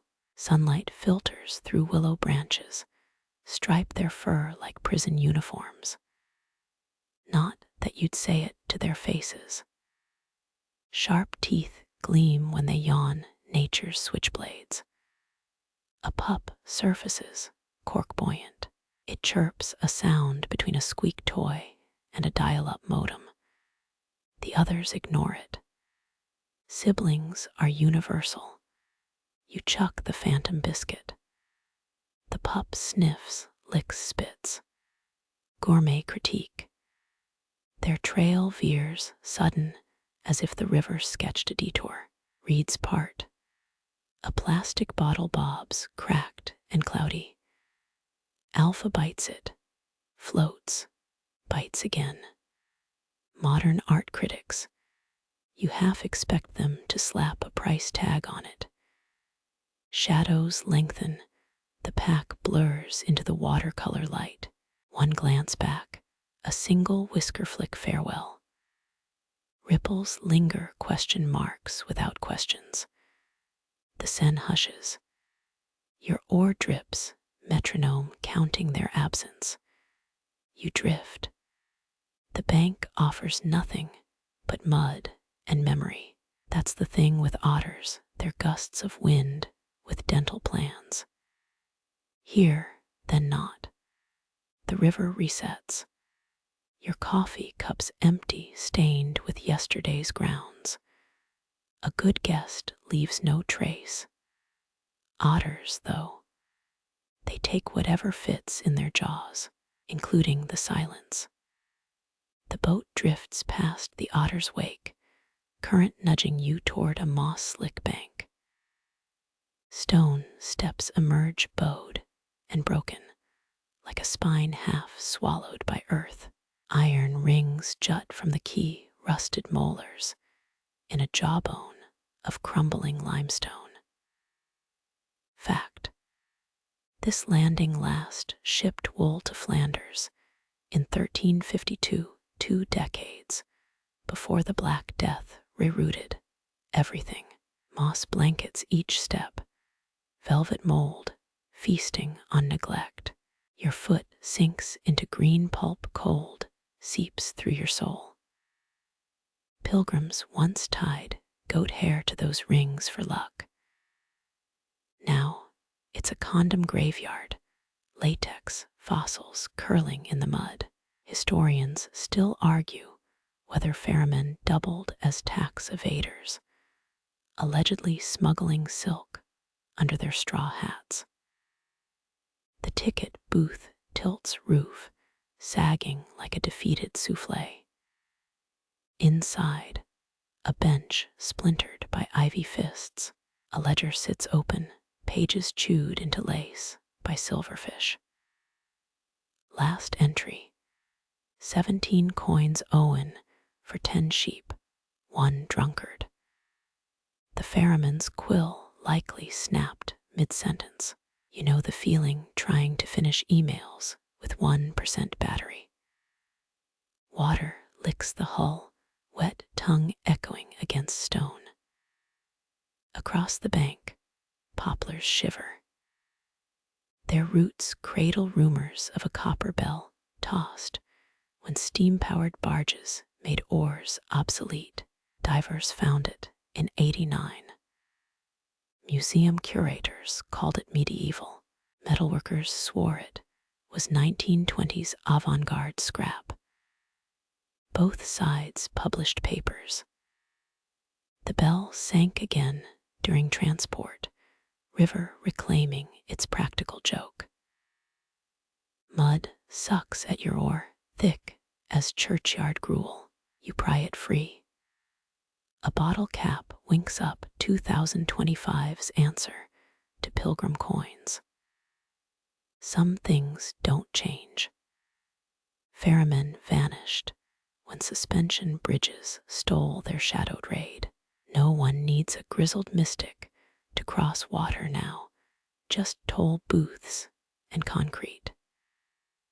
Sunlight slants through willows, striping the dock like a prisoner's uniform. Your shadow stretches, touching the mossy top step. For a breath, you're tempted to sit where he sat back creaking, to demand imaginary fares from minnows, to forget Uber existed. But the river tugs, impatient chaperone. Wind riffles the ledger, a ghost flipping pages. Ink smudges blur. Time does that to all records, even yours. The current pulls you backward, stern nudging free. You glance down. A single word remains legible on THE Chinese letter, ING wood, lost. Or maybe it says loathe. Hard to tell when rot does the editing. Pink bleeds into the east, clouds fraying like old bandages. You rub sleep from your eyes.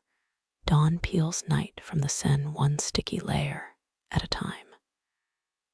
Fact: the river's daily rebirth inspired Monet's fog studies in 1896, though he used 19 brushes to avoid cleaning them. A seagull squawks nature's alarm clock set to sardine breath.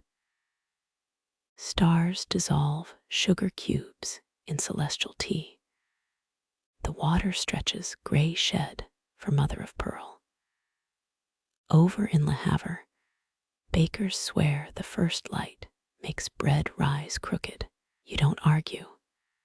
Their baguettes could stab through plate armor. Mist rises, veil lifting to reveal the river's freckles. A carp breaches, its scales momentarily holding the pink. Itwad, that chain-smoking tour guide, claims eels write prophecies in the mud at dawn. You've seen his handwriting. The eels deserve tenure. Cobwebs glint, dewdrops strung like stolen diamonds. Your breath frosts, brief rebellion against the sun's warmth. Historians still argue whether Joan of Arc's pyre smoke blew east at sunrise, bad omen, or just Normandy's fickle winds. Your money's on the winds. They flipped your hat 4 times since Calais. A freighter groans upstream, steel hippo yawning at the spectacle. Crewmen toss cigarette butts, mini meteorites in the glittering chop. 17 gulls dive. 16 miss. The winner gulps its prize, victory, and lung cancer in one bite. Light bleeds through willows, stripe the deck like a prisoner's final breakfast. You squint. The world sharpens, edges defined as a tax audit. Even the river's slouch corrects itself, posture lessons from the Atlantic tide. The last bat swoops, a erratic comma against the light. You sip tepid coffee, your thermos's revenge for ignoring it all night. Across the bank, a tractor coughs awake. It groans through 7 gears, river nymphs scattering from diesel thunder.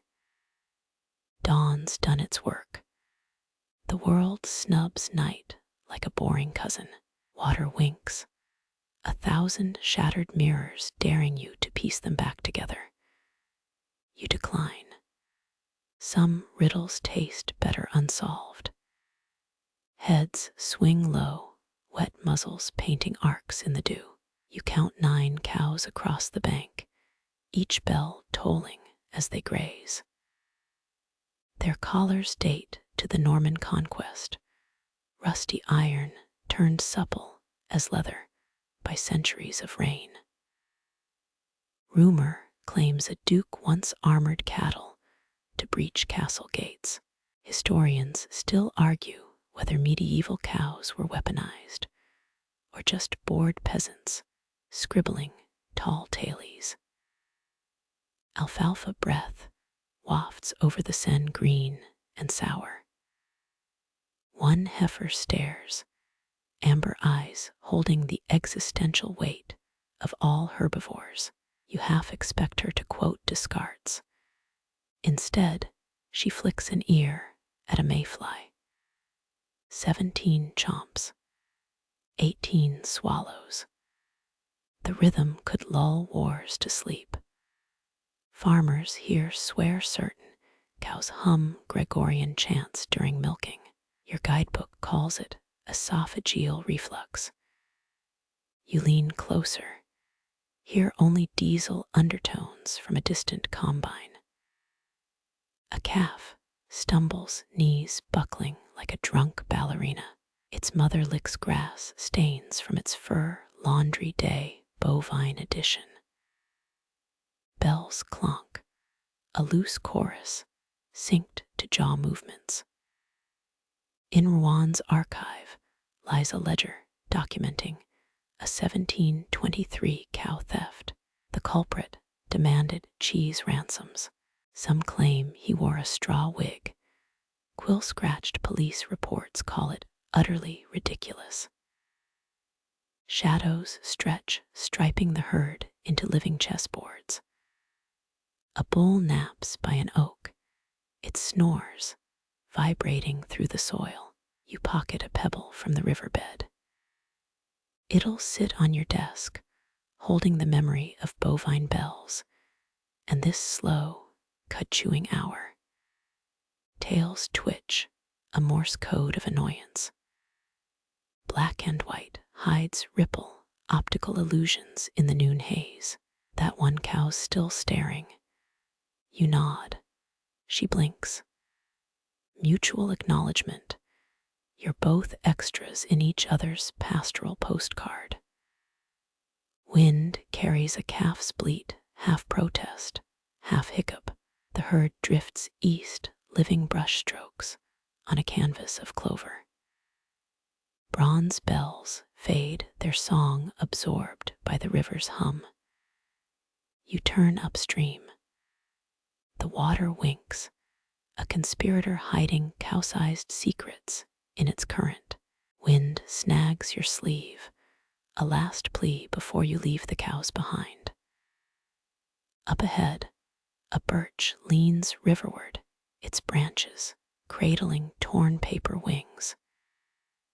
You approach, the kite's bamboo spine bowed like a question mark. Ragged edges flap, once bright yellows bleached to parchment by seasons. Historians note medieval armies flew kites to measure siege distances. Math with string and wind. This one's battles are simpler. A dragon drawn in crayon, one eye scraped off. Mud-crusted string dangles, you tug it. The birch releases a papery sigh. Local tailies whisper of a Monsieur Leblanc, a 19th century clockmaker who strapped himself to a kite. They found him waist-deep in the Seine, still gripping the reins, shouting about Aeolus, owing him wine. His journal entry read, "Third attempt, 8 seconds airborne before the river intervened." You trace a finger along the dragon's spine. The paper, brittle as communion wafers. Historians still argue whether WWI soldiers near Rouen launched kites to mimic artillery sounds. The kite shivers. One last breeze lifts its tail. Ribbons dance, a frayed semaphore. Maybe it signaled snack time from some long-ago picnic. A child's code Napoleon for jam sandwiches. A wasp's nest bulges beneath the kite. Residents buzz disapproval at your poking. Backpedal, heel crushing a twig. The snap echoes. For a heartbeat, you're both conspirators caught mid-caper. The kite watches its torn mouth, frozen in a laugh. You pocket a ribbon navy blue, edges nibbled by moths. It'll hang from your keychain, a reminder that even grounded things remember flight. Sunlight filters through the dragon's gashes, dappling your shoes with crescent shadows. 3 ladybugs patrol the birch's trunk, tiny sheriffs keeping order. One detours onto your thumb, her spotless red shell gleaming. You offer her the kite string. She declines, waddling back to bark patrol. Cicadas thrum, a sound like scissors cutting air. The river licks its banks, patiently erasing boot prints. Behind you, the kite's remaining eye winks as you walk away. Or maybe it's just the wind playing its oldest trick. Twilight drapes itself over the river, streaks of tangerine smudging the western sky. Your soles crunch gravel, the carnival's hum rises with each step. Neon blooms ahead, pulsing pinks and greens clawing through the dusk. Historians credit Paris with the first Ferris wheel. But Rouen's 1896 Roue de la Chance ran on a steam engine salvaged from a textile mill. You smell burnt sugar. A vendor's cart spills caramel over pecans, globs hardening like edible amber. The wheel spins its spokes, slicing the dark. Each gondola sways, tiny lanterns dangling like fireflies in jam jars. A child's balloon escapes, red orb shrinking, until it's just a comma in the clouds. Rumor says a WWII pilot mistook the wheel for a UFO, banked his plane so hard his map case flew into Normandy butter country. No one proved it, but locals still find soggy charts in cow pastures every spring. You queue at the ticket booth, peeling paint, flakes stick to your palms. The operator yawns, his cap embroidered pier, and mumbles something about closing in 10 minutes. Coins clink, metal warm from his pocket. Prenez le troisième cabine, he advises, winking like you're sharing a state secret. Gears groan, your gondola lurches upward. The river unfurls below, a mercury ribbon stitched with barge shadows. You spot the abandoned kite's birch. It's a toothpick from this height. Historians still argue whether the 1900 World's Fair wheel bribed inspectors to ignore its wobbly bearings. Two teenagers in the next car toss popcorn kernels parabola toward ducks, paddling obliviously below. At the apex, your stomach floats. Rouen cathedral stands sentinel, its spire a needle threading stars.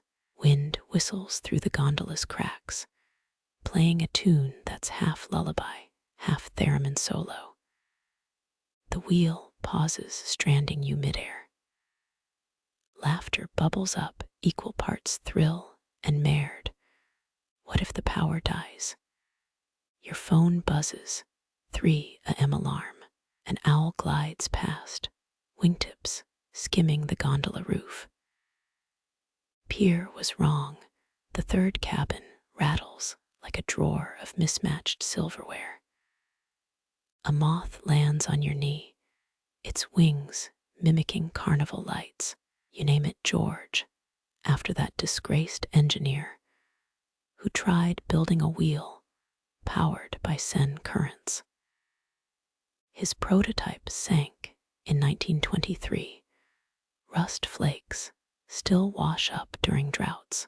Descending, the world regains its edges. Grass stains bloom on your jeans from the birch encounter. Someone's dropped a crepe wrapper.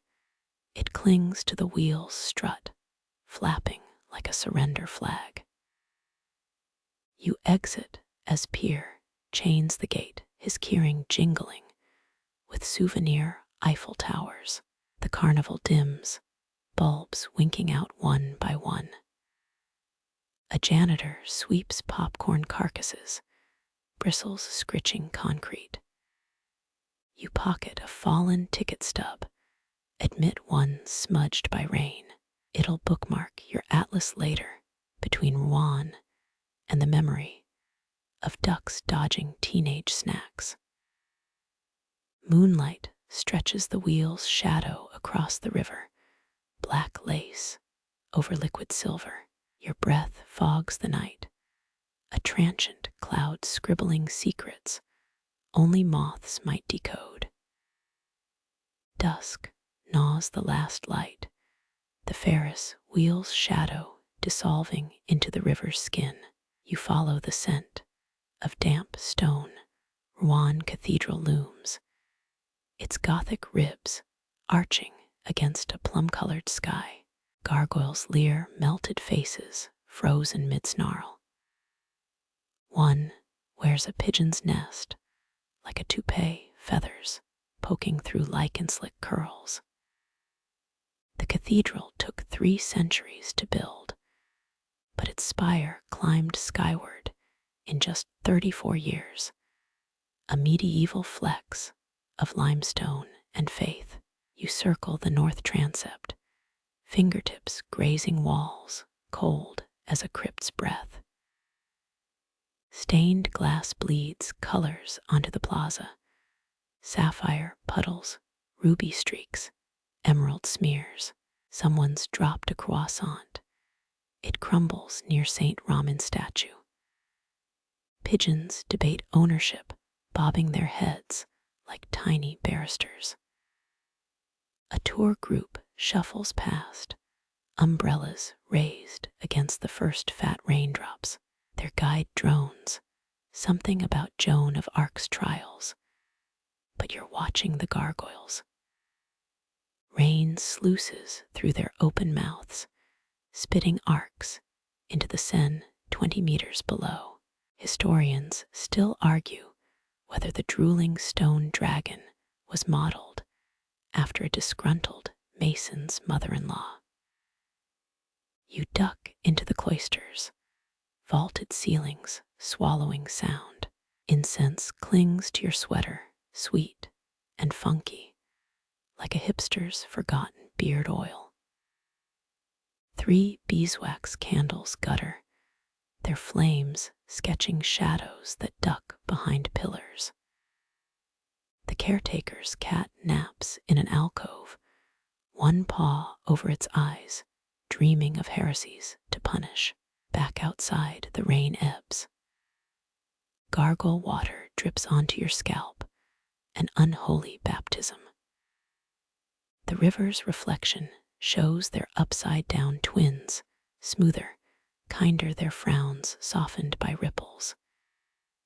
You blink, they blink slower, liquid eyes winking first. A vesper bell tolls, 7 vibrations, humming through your molars. Teenagers skateboard over centuries-old cobblestones, wheels clacking like bone dice. The cathedral's facade glows, floodlights transforming it into a giant sugar sculpture. You half expect God to take a bite. Near the west portal, a plaque claims Mozart once played the organ here. Local legend says he fed the choir boys marzipan to keep them quiet, their sticky fingers smudging his sheet music. Your stomach growls, betrayed by the ghost of 18th century crumbs. You lean against a buttress, rough stone snagging your jacket. 2 nuns hurry past, hems swishing, rosaries clacking like muted castanets. Their laughter bounces off St. Nicholas's weathered toes. The cathedral's night shift gargoyles, now invisible, judge you silently from above. One resembles your 3rd grade math teacher, all squinty eyes and permanent disapproval. The Seine licks the embankment, swallowing raindrops and dusk. A barge's horn moans, low and lonesome, as shadows stitch the river into a quilt of secrets. You count gargoyles until their edges blur, stone becoming flesh, becoming myth. A drop of river water slides down your neck, the Seine's cheeky signature, its cursive cool on your skin. Boathouse lights flicker on amber eyes along the shore. You pocket a pebble chipped from the plaza, its surface flecked with mica.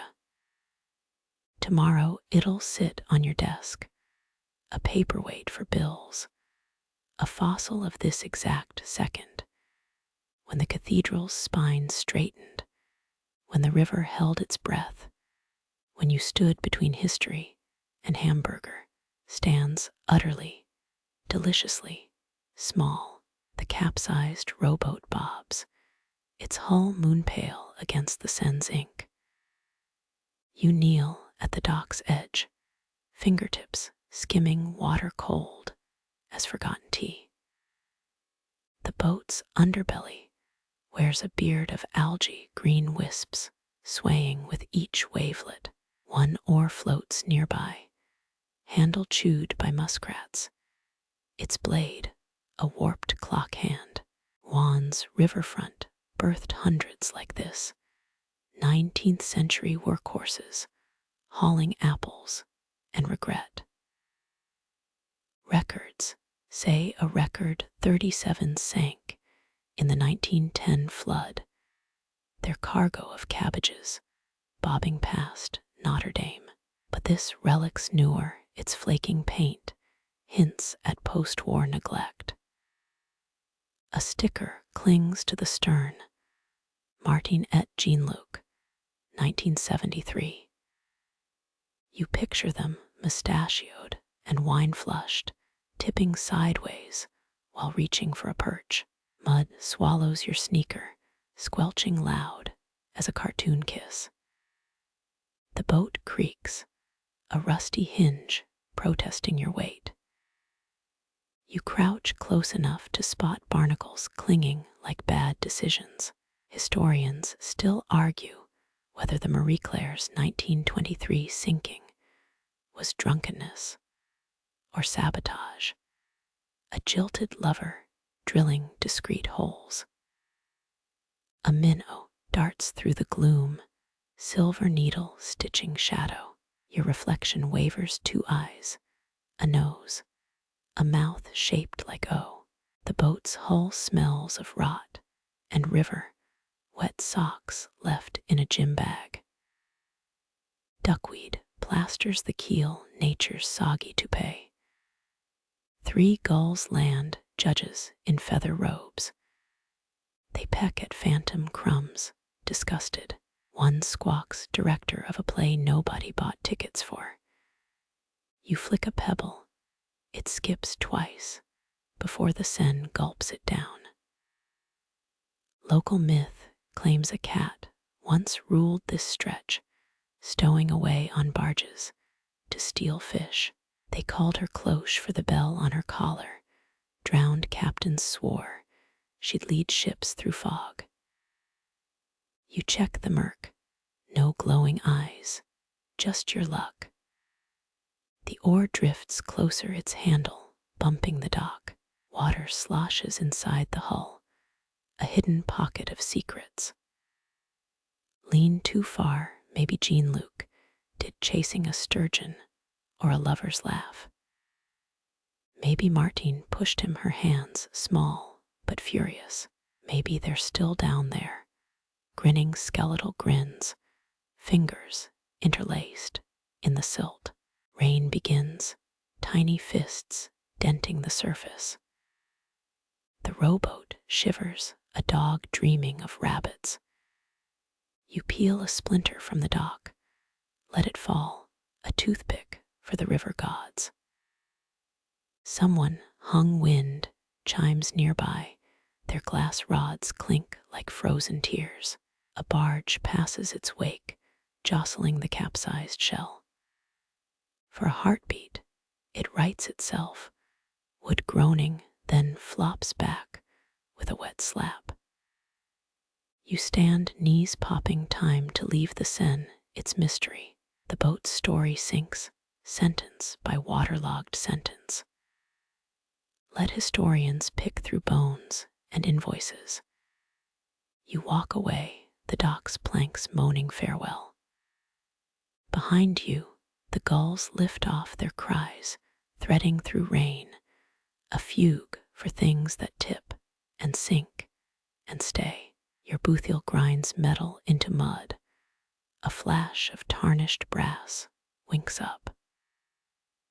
The compass nestles half buried, its needle seized at 17 degrees northeast, 14 degrees off true north, or so claims the drunkard at La Péniche Tavern. You crouch, thumb rasping over initials etched on the casing. GL 1802. Rowen's river mud holds relics like a fussy hoarder. Napoleon's engineers charted troop routes here, using sextants and ego. But this, a palm-sized mystery. The arrow points stubbornly toward the bend, where fog hugs the water, exactly where 9 barges vanished in the 1836 wine flood. Historians still argue whether that tidal wave of Beaujolais caused navigational errors or just really enthusiastic midriver parties. A carp surfaces, lips kissing the air where your shadow falls. The compass face wears a crack, fractured glass like spider legs. You tap it, the needle trembles, but holds its crooked faith. Local lore claims iron deposits warp direction. Here, a geomagnetic hiccup, blamed for everything from celibate eels to Mayor Leblanc's 1994 zoning laws. Twilight seeps in, the brass warms in your palm. Turn it over, crusted sediment falls away. Someone filed down the fleur-de-lis marker, leaving a bald patch shiny as a monk's tonsure. You picture G.L. Gaston Lebrun, Genevieve Lefevre, cursing as their north became south. Maybe they hurled it here, a metallic tantrum swallowed by the Seine. Eels swirl below their bodies, spelling cursive threats. The riverbeds riddled with such mistakes. A musket from the 100 Years. War nestles near a Nokia 3310. You flick the compass. Its needle spins, whirs, resumes its incorrect vigil. 14 degrees might as well be a highway when you're charting tea merchants' paths. A tour boat drones past. Its wake sends water licking your ankles. The compass slips, plops back into the muck, glinting once before surrender. Mud burps, a wet smirk. You wipe hands on your jeans, streaking khaki, with 19th century silt. They say a mapmaker's ghost stalks this bank, muttering about magnetic declination. Teenagers dare each other to find his eternal calibration error. Last summer, a TikToker swore she filmed his spirit correcting GPS apps. The video got 83 likes and 1 comment. Clean your lens. Frog croaks sync with distant church bells. Nature's metronome meets human impatience. Your phone buzzes, a reminder to charge it, to return to paved roads and triangulated certainty. But the compass lies patient, its truth rusted, its secrets marinating in peat and pride. Clouds mirror the Seine's swirls, both heavy with unshed rain. You stand knees protesting like unoiled rowlocks. The river exhales its breath, steeped in drowned chronometers and shipping manifests. True north shifts. They don't teach you that in geography class. One last glance, the brass winks, a conspirator's farewell. Let archaeologists debate G.L.'s identity over sherry and spreadsheets. You turn mud sucking at your soles, the Seine humming Dix Huitim's cycle lullabies. Behind you, the needle writes itself, a perfect alignment. Just as lightning forks the horizon, rain arrives hissing through willow leaves. The compass disappears, one more swallowed sigh in the river's wet ledger. You walk, the taste of static and old world iron sharp on your tongue. North, south, what's a few degrees between ghosts? Rainwater beads on your sleeves, each droplet a lens, warping the afterstorm light. The air thickens, not with humidity, but with bodies. Midges rise, a Kafkaesque workforce reporting for duty. Thousands, maybe millions, of wings scribble the air into living equations. You wave a hand, they part like smoke, then surge back, mathematically inevitable. Birds appear no fanfare, just sudden precision. Swallows dive, beaks snapping shut with metronome clicks. Their shadows slice the swarm feathered scythes in a harvest of protein. You've read how medieval Rouen used midge plagues to justify tax breaks for beekeepers. Turns out history's ledger runs on loopholes and insect guts. One lands on your forearm, translucent as a ghost's thought.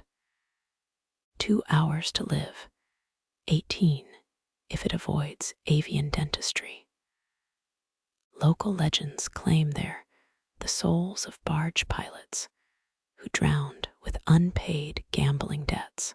Fringe entomologists disagree. Some insist midges hum in medieval Gregorian chant if you record them at 10,000x speed. You crouch, eye level with the frenzy. Each insect traces figure eights, a Lysage's ballet written in wing beats.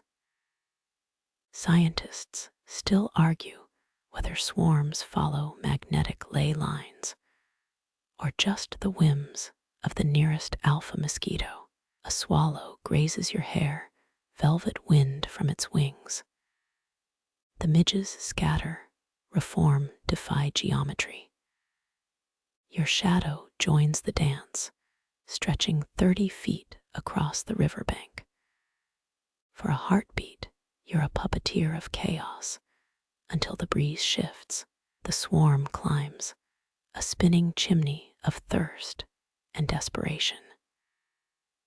19th century paintings in the Rouen Museum show these columns dyed red, artistic license, or blood-fed pigment. The docent shrugs, eats her sandwich, offers no answers. Dusk softens the frenzy. Midges condense into living smoke rings, hovering question marks above the water. Your neck itches, phantom wings, but you resist the urge to slap. LA County once imported French midges for pest control. They wrote poetry instead. True story, look it up. Belly up in the mud, a trout feasts, jaws working like rusty scissors. Midges coat its mouth, a protein mustache. You count 7 swallows perched on a willow, their gullets pulsing with tomorrow's exoskeletons. Circle of life, more like a hungover conga line. Lightning bugs join the fray, their flashes punctuate the swarms like Morse code.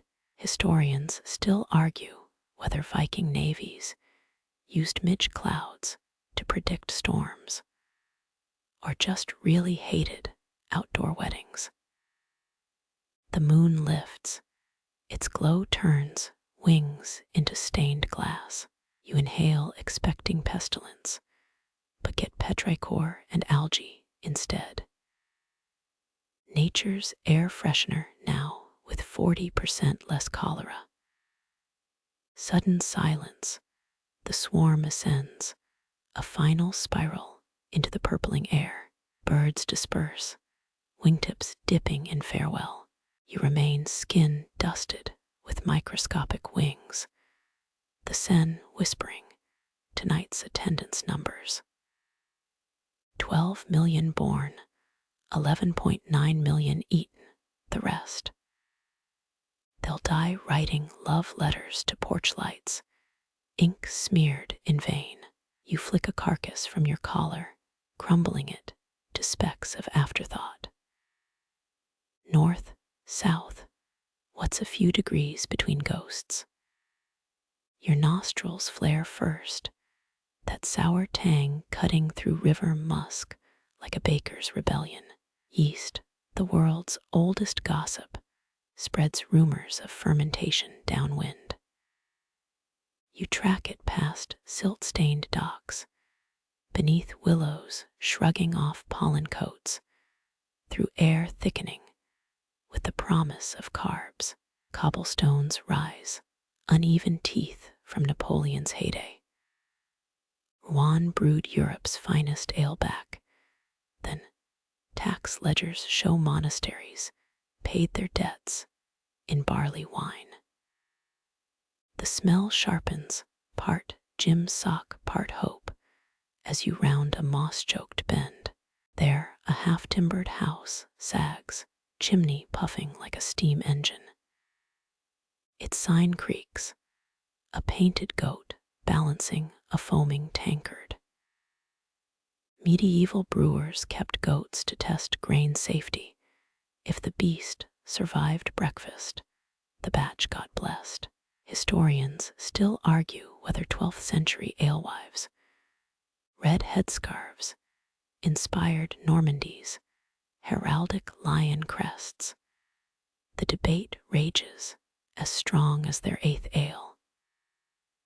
You knock, wood worn smooth by 7 centuries of thirsty knuckles. The door swings, heat punches your chest. A wall of stone, ovens yawns inside. Dough blooms in iron pots, thick-crusted monuments to gluten. A woman wipes flour-streaked arms, her apron smeared with rogue's gallery of stains. Thirsty, she jerks a thumb at barrels stacked like drunken soldiers. The sourdough, starters older than your great-grandmother's grudges, ate 13 bakers alive during the Revolution. You choose a stool shaped like an upended cask. The first sip hits malt and rebellion, a recipe smuggled out of a besieged abbey in 1418. They brewed in secret for 3 years, hid the vats inside confessionals. Ask any local, they'll swear Holy Ghost ale converted more pagans than the sword. She slaps a loaf on the counter. Steam escapes. A sigh trapped since the Middle Ages. Crust crackles under your thumb. The sound of history's best mistakes. Used river water till the 1800s, she says. Turns out dysentery adds character. Sunlight slants through bull's-eye windows, spotlighting floating flour. A cat dozes in the warmth, its fur dusted white as a miller's ghost. You tear bread, cloud-soft innards stick to your ribs. 300 years ago, this rye would have been currency. Peasants paid bridge tolls in baguettes, the original fast pass. The brewer leans close, whispering conspiracy. They found Viking yeast in the riverbank, revived it last summer. Her eyebrow lifts. Tastes like pillage and poor decisions. Outside, the breeze shuffles scents, burnt crusts, hops, wet stone. You trace the odor trail uphill, past crumbling horse troughs, to a barn swallowing daylight. Inside, copper vats gleam, their steam licking rafters. A boy stirs mash with a paddle longer than he is tall. 19th century. Ads line the walls. Quack cures promising beer could grow hair. Cure melancholy. Dissolve kidney stones. One features a grinning doctor holding a frothy glass caption. Guaranteed to make your wife's cousin tolerable. The air clots with heat. Yeast performs its alchemy. Sugar becomes sins of carbonation. Your tongue remembers Roman soldiers stationed here, their letters complaining about Gaulish beers, unholy fizz. Census records show 7 taverns per street in 1340, roughly 1 liver destruction hub every 50 paces. Darkness gathers. Brewers light hemwick lanterns. Shadows dance, old enough to have seen plague doctors drinking through stained masks. You accept a mug of something earthy, something that hums monastic chants if you hold it to your ear. Froth clings to the rim, a lacy accusation. Each sip unspools memories you didn't earn. Stone cellars, dice games, the clink of scrip swapped for oblivion. Somewhere downstream, the Seine carries traces of this fermentation, a liquid timeline stretching back to when bread was sacred and water tried to kill you. The cat follows you out, leaping onto a stack of cider casks. Its eyes reflect the moon, two fermentation locks, watching you navigate moonlit cobbles. Your pockets sag with bread, your veins humming, as the brewery's glow shrinks to a buttery smudge behind. River air reclaims you, dampening yeast's insistence. But the aftertaste lingers, a microbial handshake, an agreement written in ethyl and ambition. You suck caramelized crumbs from your molars, sweet ghosts of grain that outlived kings' plagues, entire chapters of human folly. Night birds cry their voices hoarse from serenading brewers' apprentices. Your footsteps find the boat, its hull sighing as you step aboard. The water whispers something about barley fields sleeping downstream, about tomorrow's dough rising in the dark. You untie the rope, its fibers still warm from where the brewer's hands knotted it, dry and cracked as centuries. The river's current tugs at something pale, a crumpled sheet clinging to a rock like a desperate lover. You fish it out, paper bloated with secrets, ink bleeding into Rorschach blooms. 19th century poets favored iron-gall ink, a cocktail of crushed wasps and oak tree tumors. This page wears its age, each word dissolving into the Seine's gossip. Sunlight hits the sludge-gray script, revealing jagged fragments. Pale loam, broken hymn. A name lingers at the edge, maybe Etienne, smudged beyond rescue. Rain once washed Victor Hugo's drafts into this same stretch, his maid famously cursed wet Mondays. You smooth the sheet, your thumb erases moon to mud. A fish breaches its splash, rewrites the poem further. Historians still argue whether Verlaine's final verses were drafted here or lost to absinthe and a waitress's apron. The debate simmers in academia like stale tea. You squint, try salvaging syntax from water's graffiti. The night swallows her gilt tongue. Not bad, could work as a funeral march lyric. Wind flips the page, exposing a corner sketch, a bird with wire-thin legs. Medieval scribes hid doodles in psalters, ducks wearing bishops' hats, snails jousting. This bird's cry is all errant commas.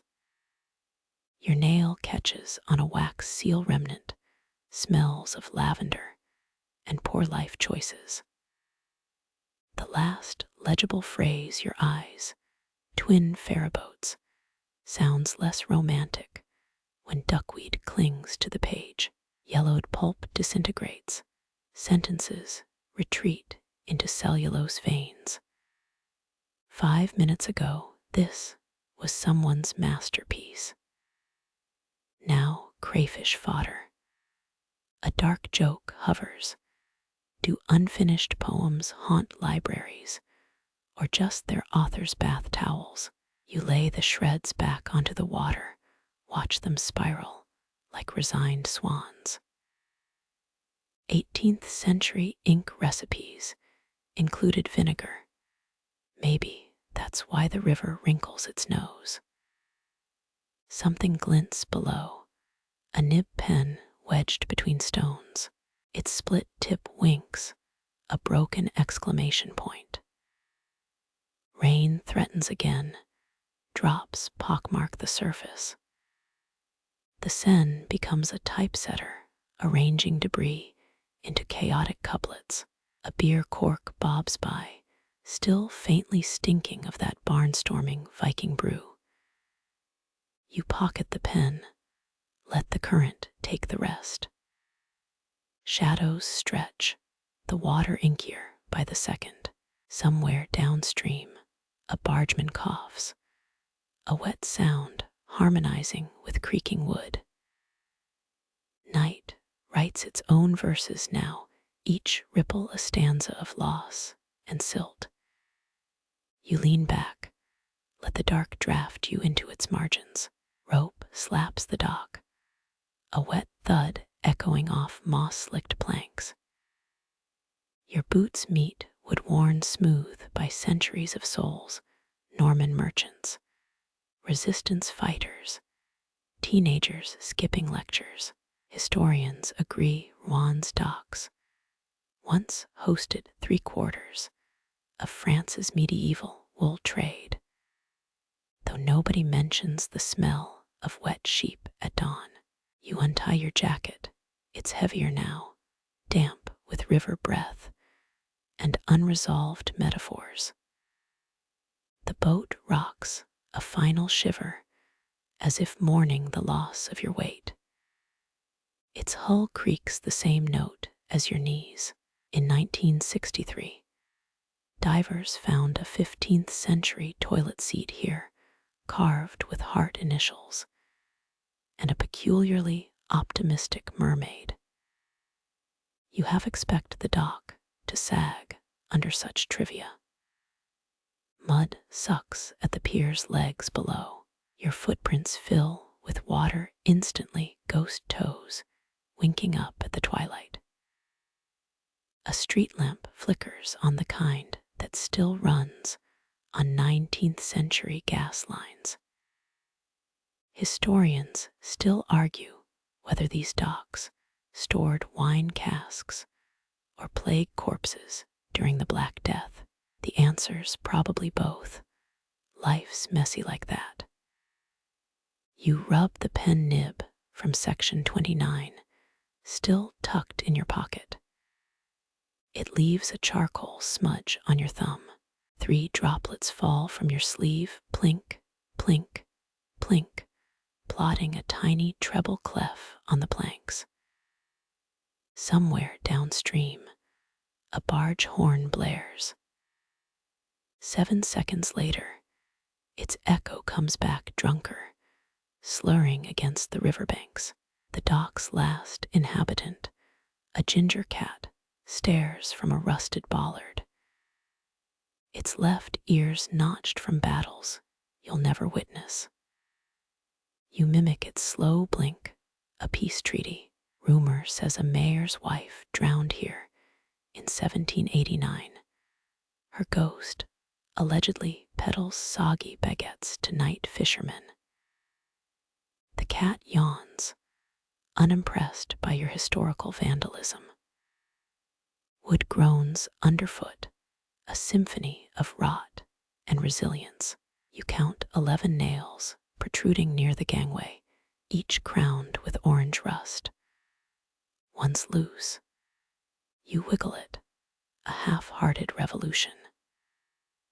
Napoleon's engineers reinforced these docks after his cannon barges sank in 1810. The river, apparently, hates a show-off. Your shadow stretches east, a warped version of you craving dinner. The boat's silhouette shrinks, now just a charcoal smudge on liquid graphite. In 2008, a local brewer tried aging ale in submerged barrels here tasted like wet dog and existential dread, according to Yelp. You sniff your sleeve, catch a whiff of maybe cucumber, definitely regret. Moonlight pries open the clouds. The Seine exhales a silver mist, the kind that sticks to your lungs. You kick a pebble, it arcs, plops, becomes geology's problem. That poet's phrase drifts back twin ferryboats. Your eyes ache, blink once for metaphor, twice for surrender. The cat vanishes off to lecture tadpoles, perhaps.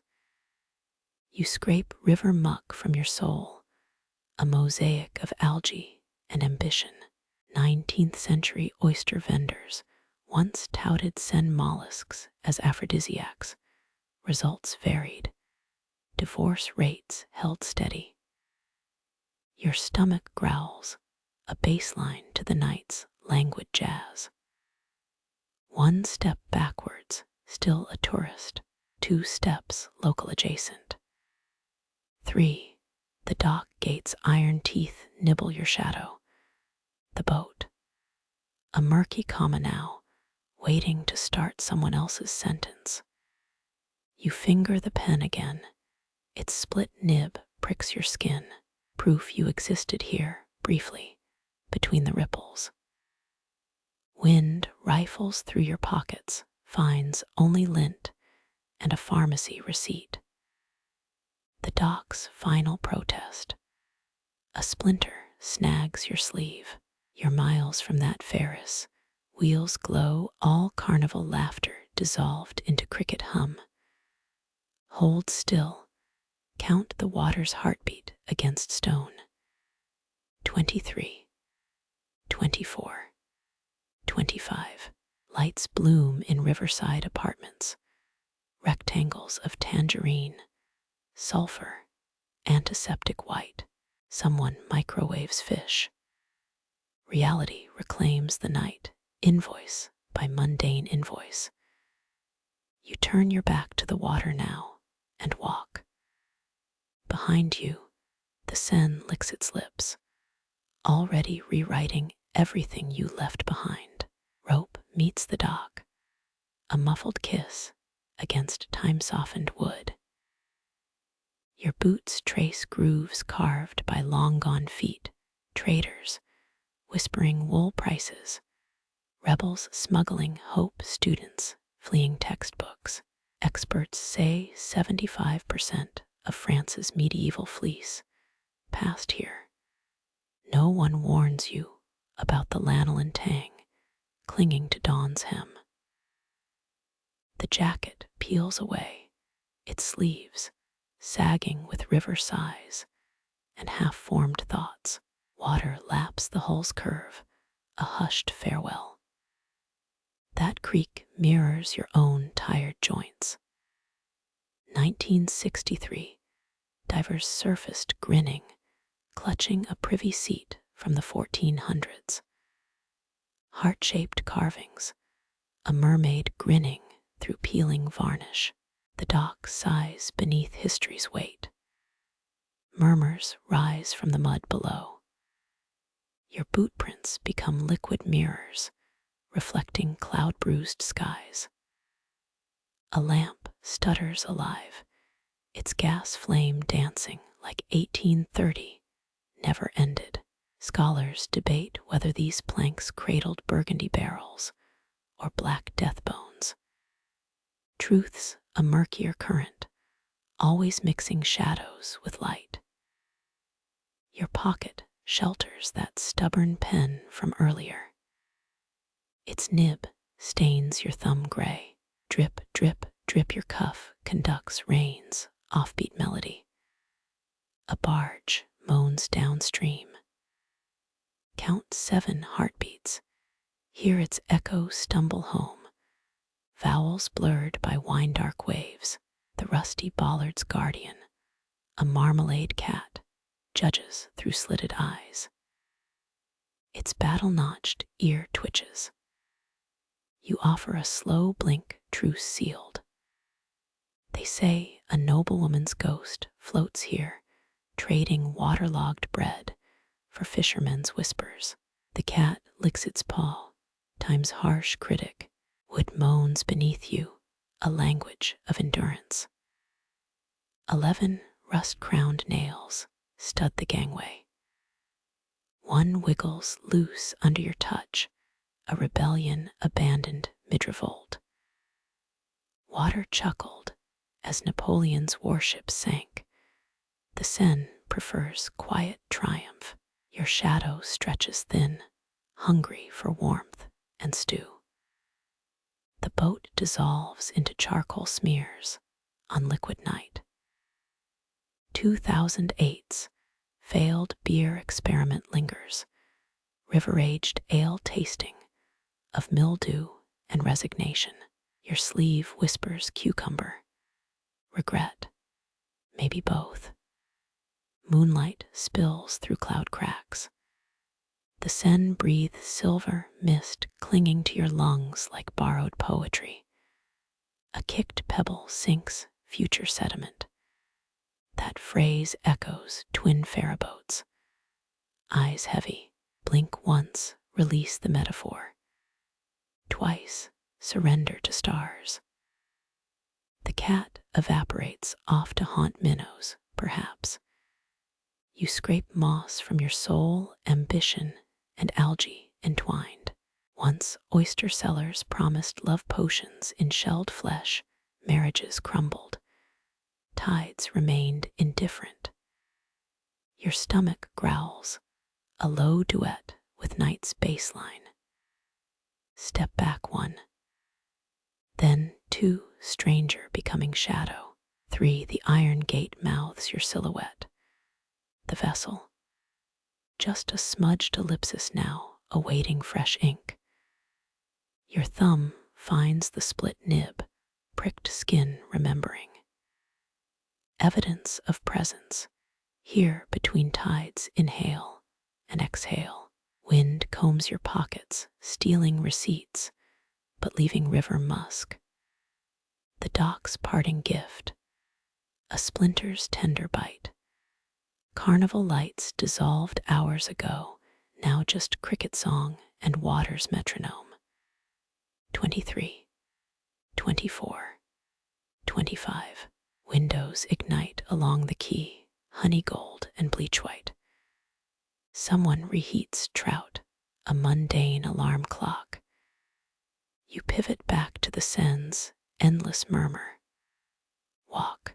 Behind you, river tongues lick docks clean, erasing tonight's footprints, ready for tomorrow's ghosts.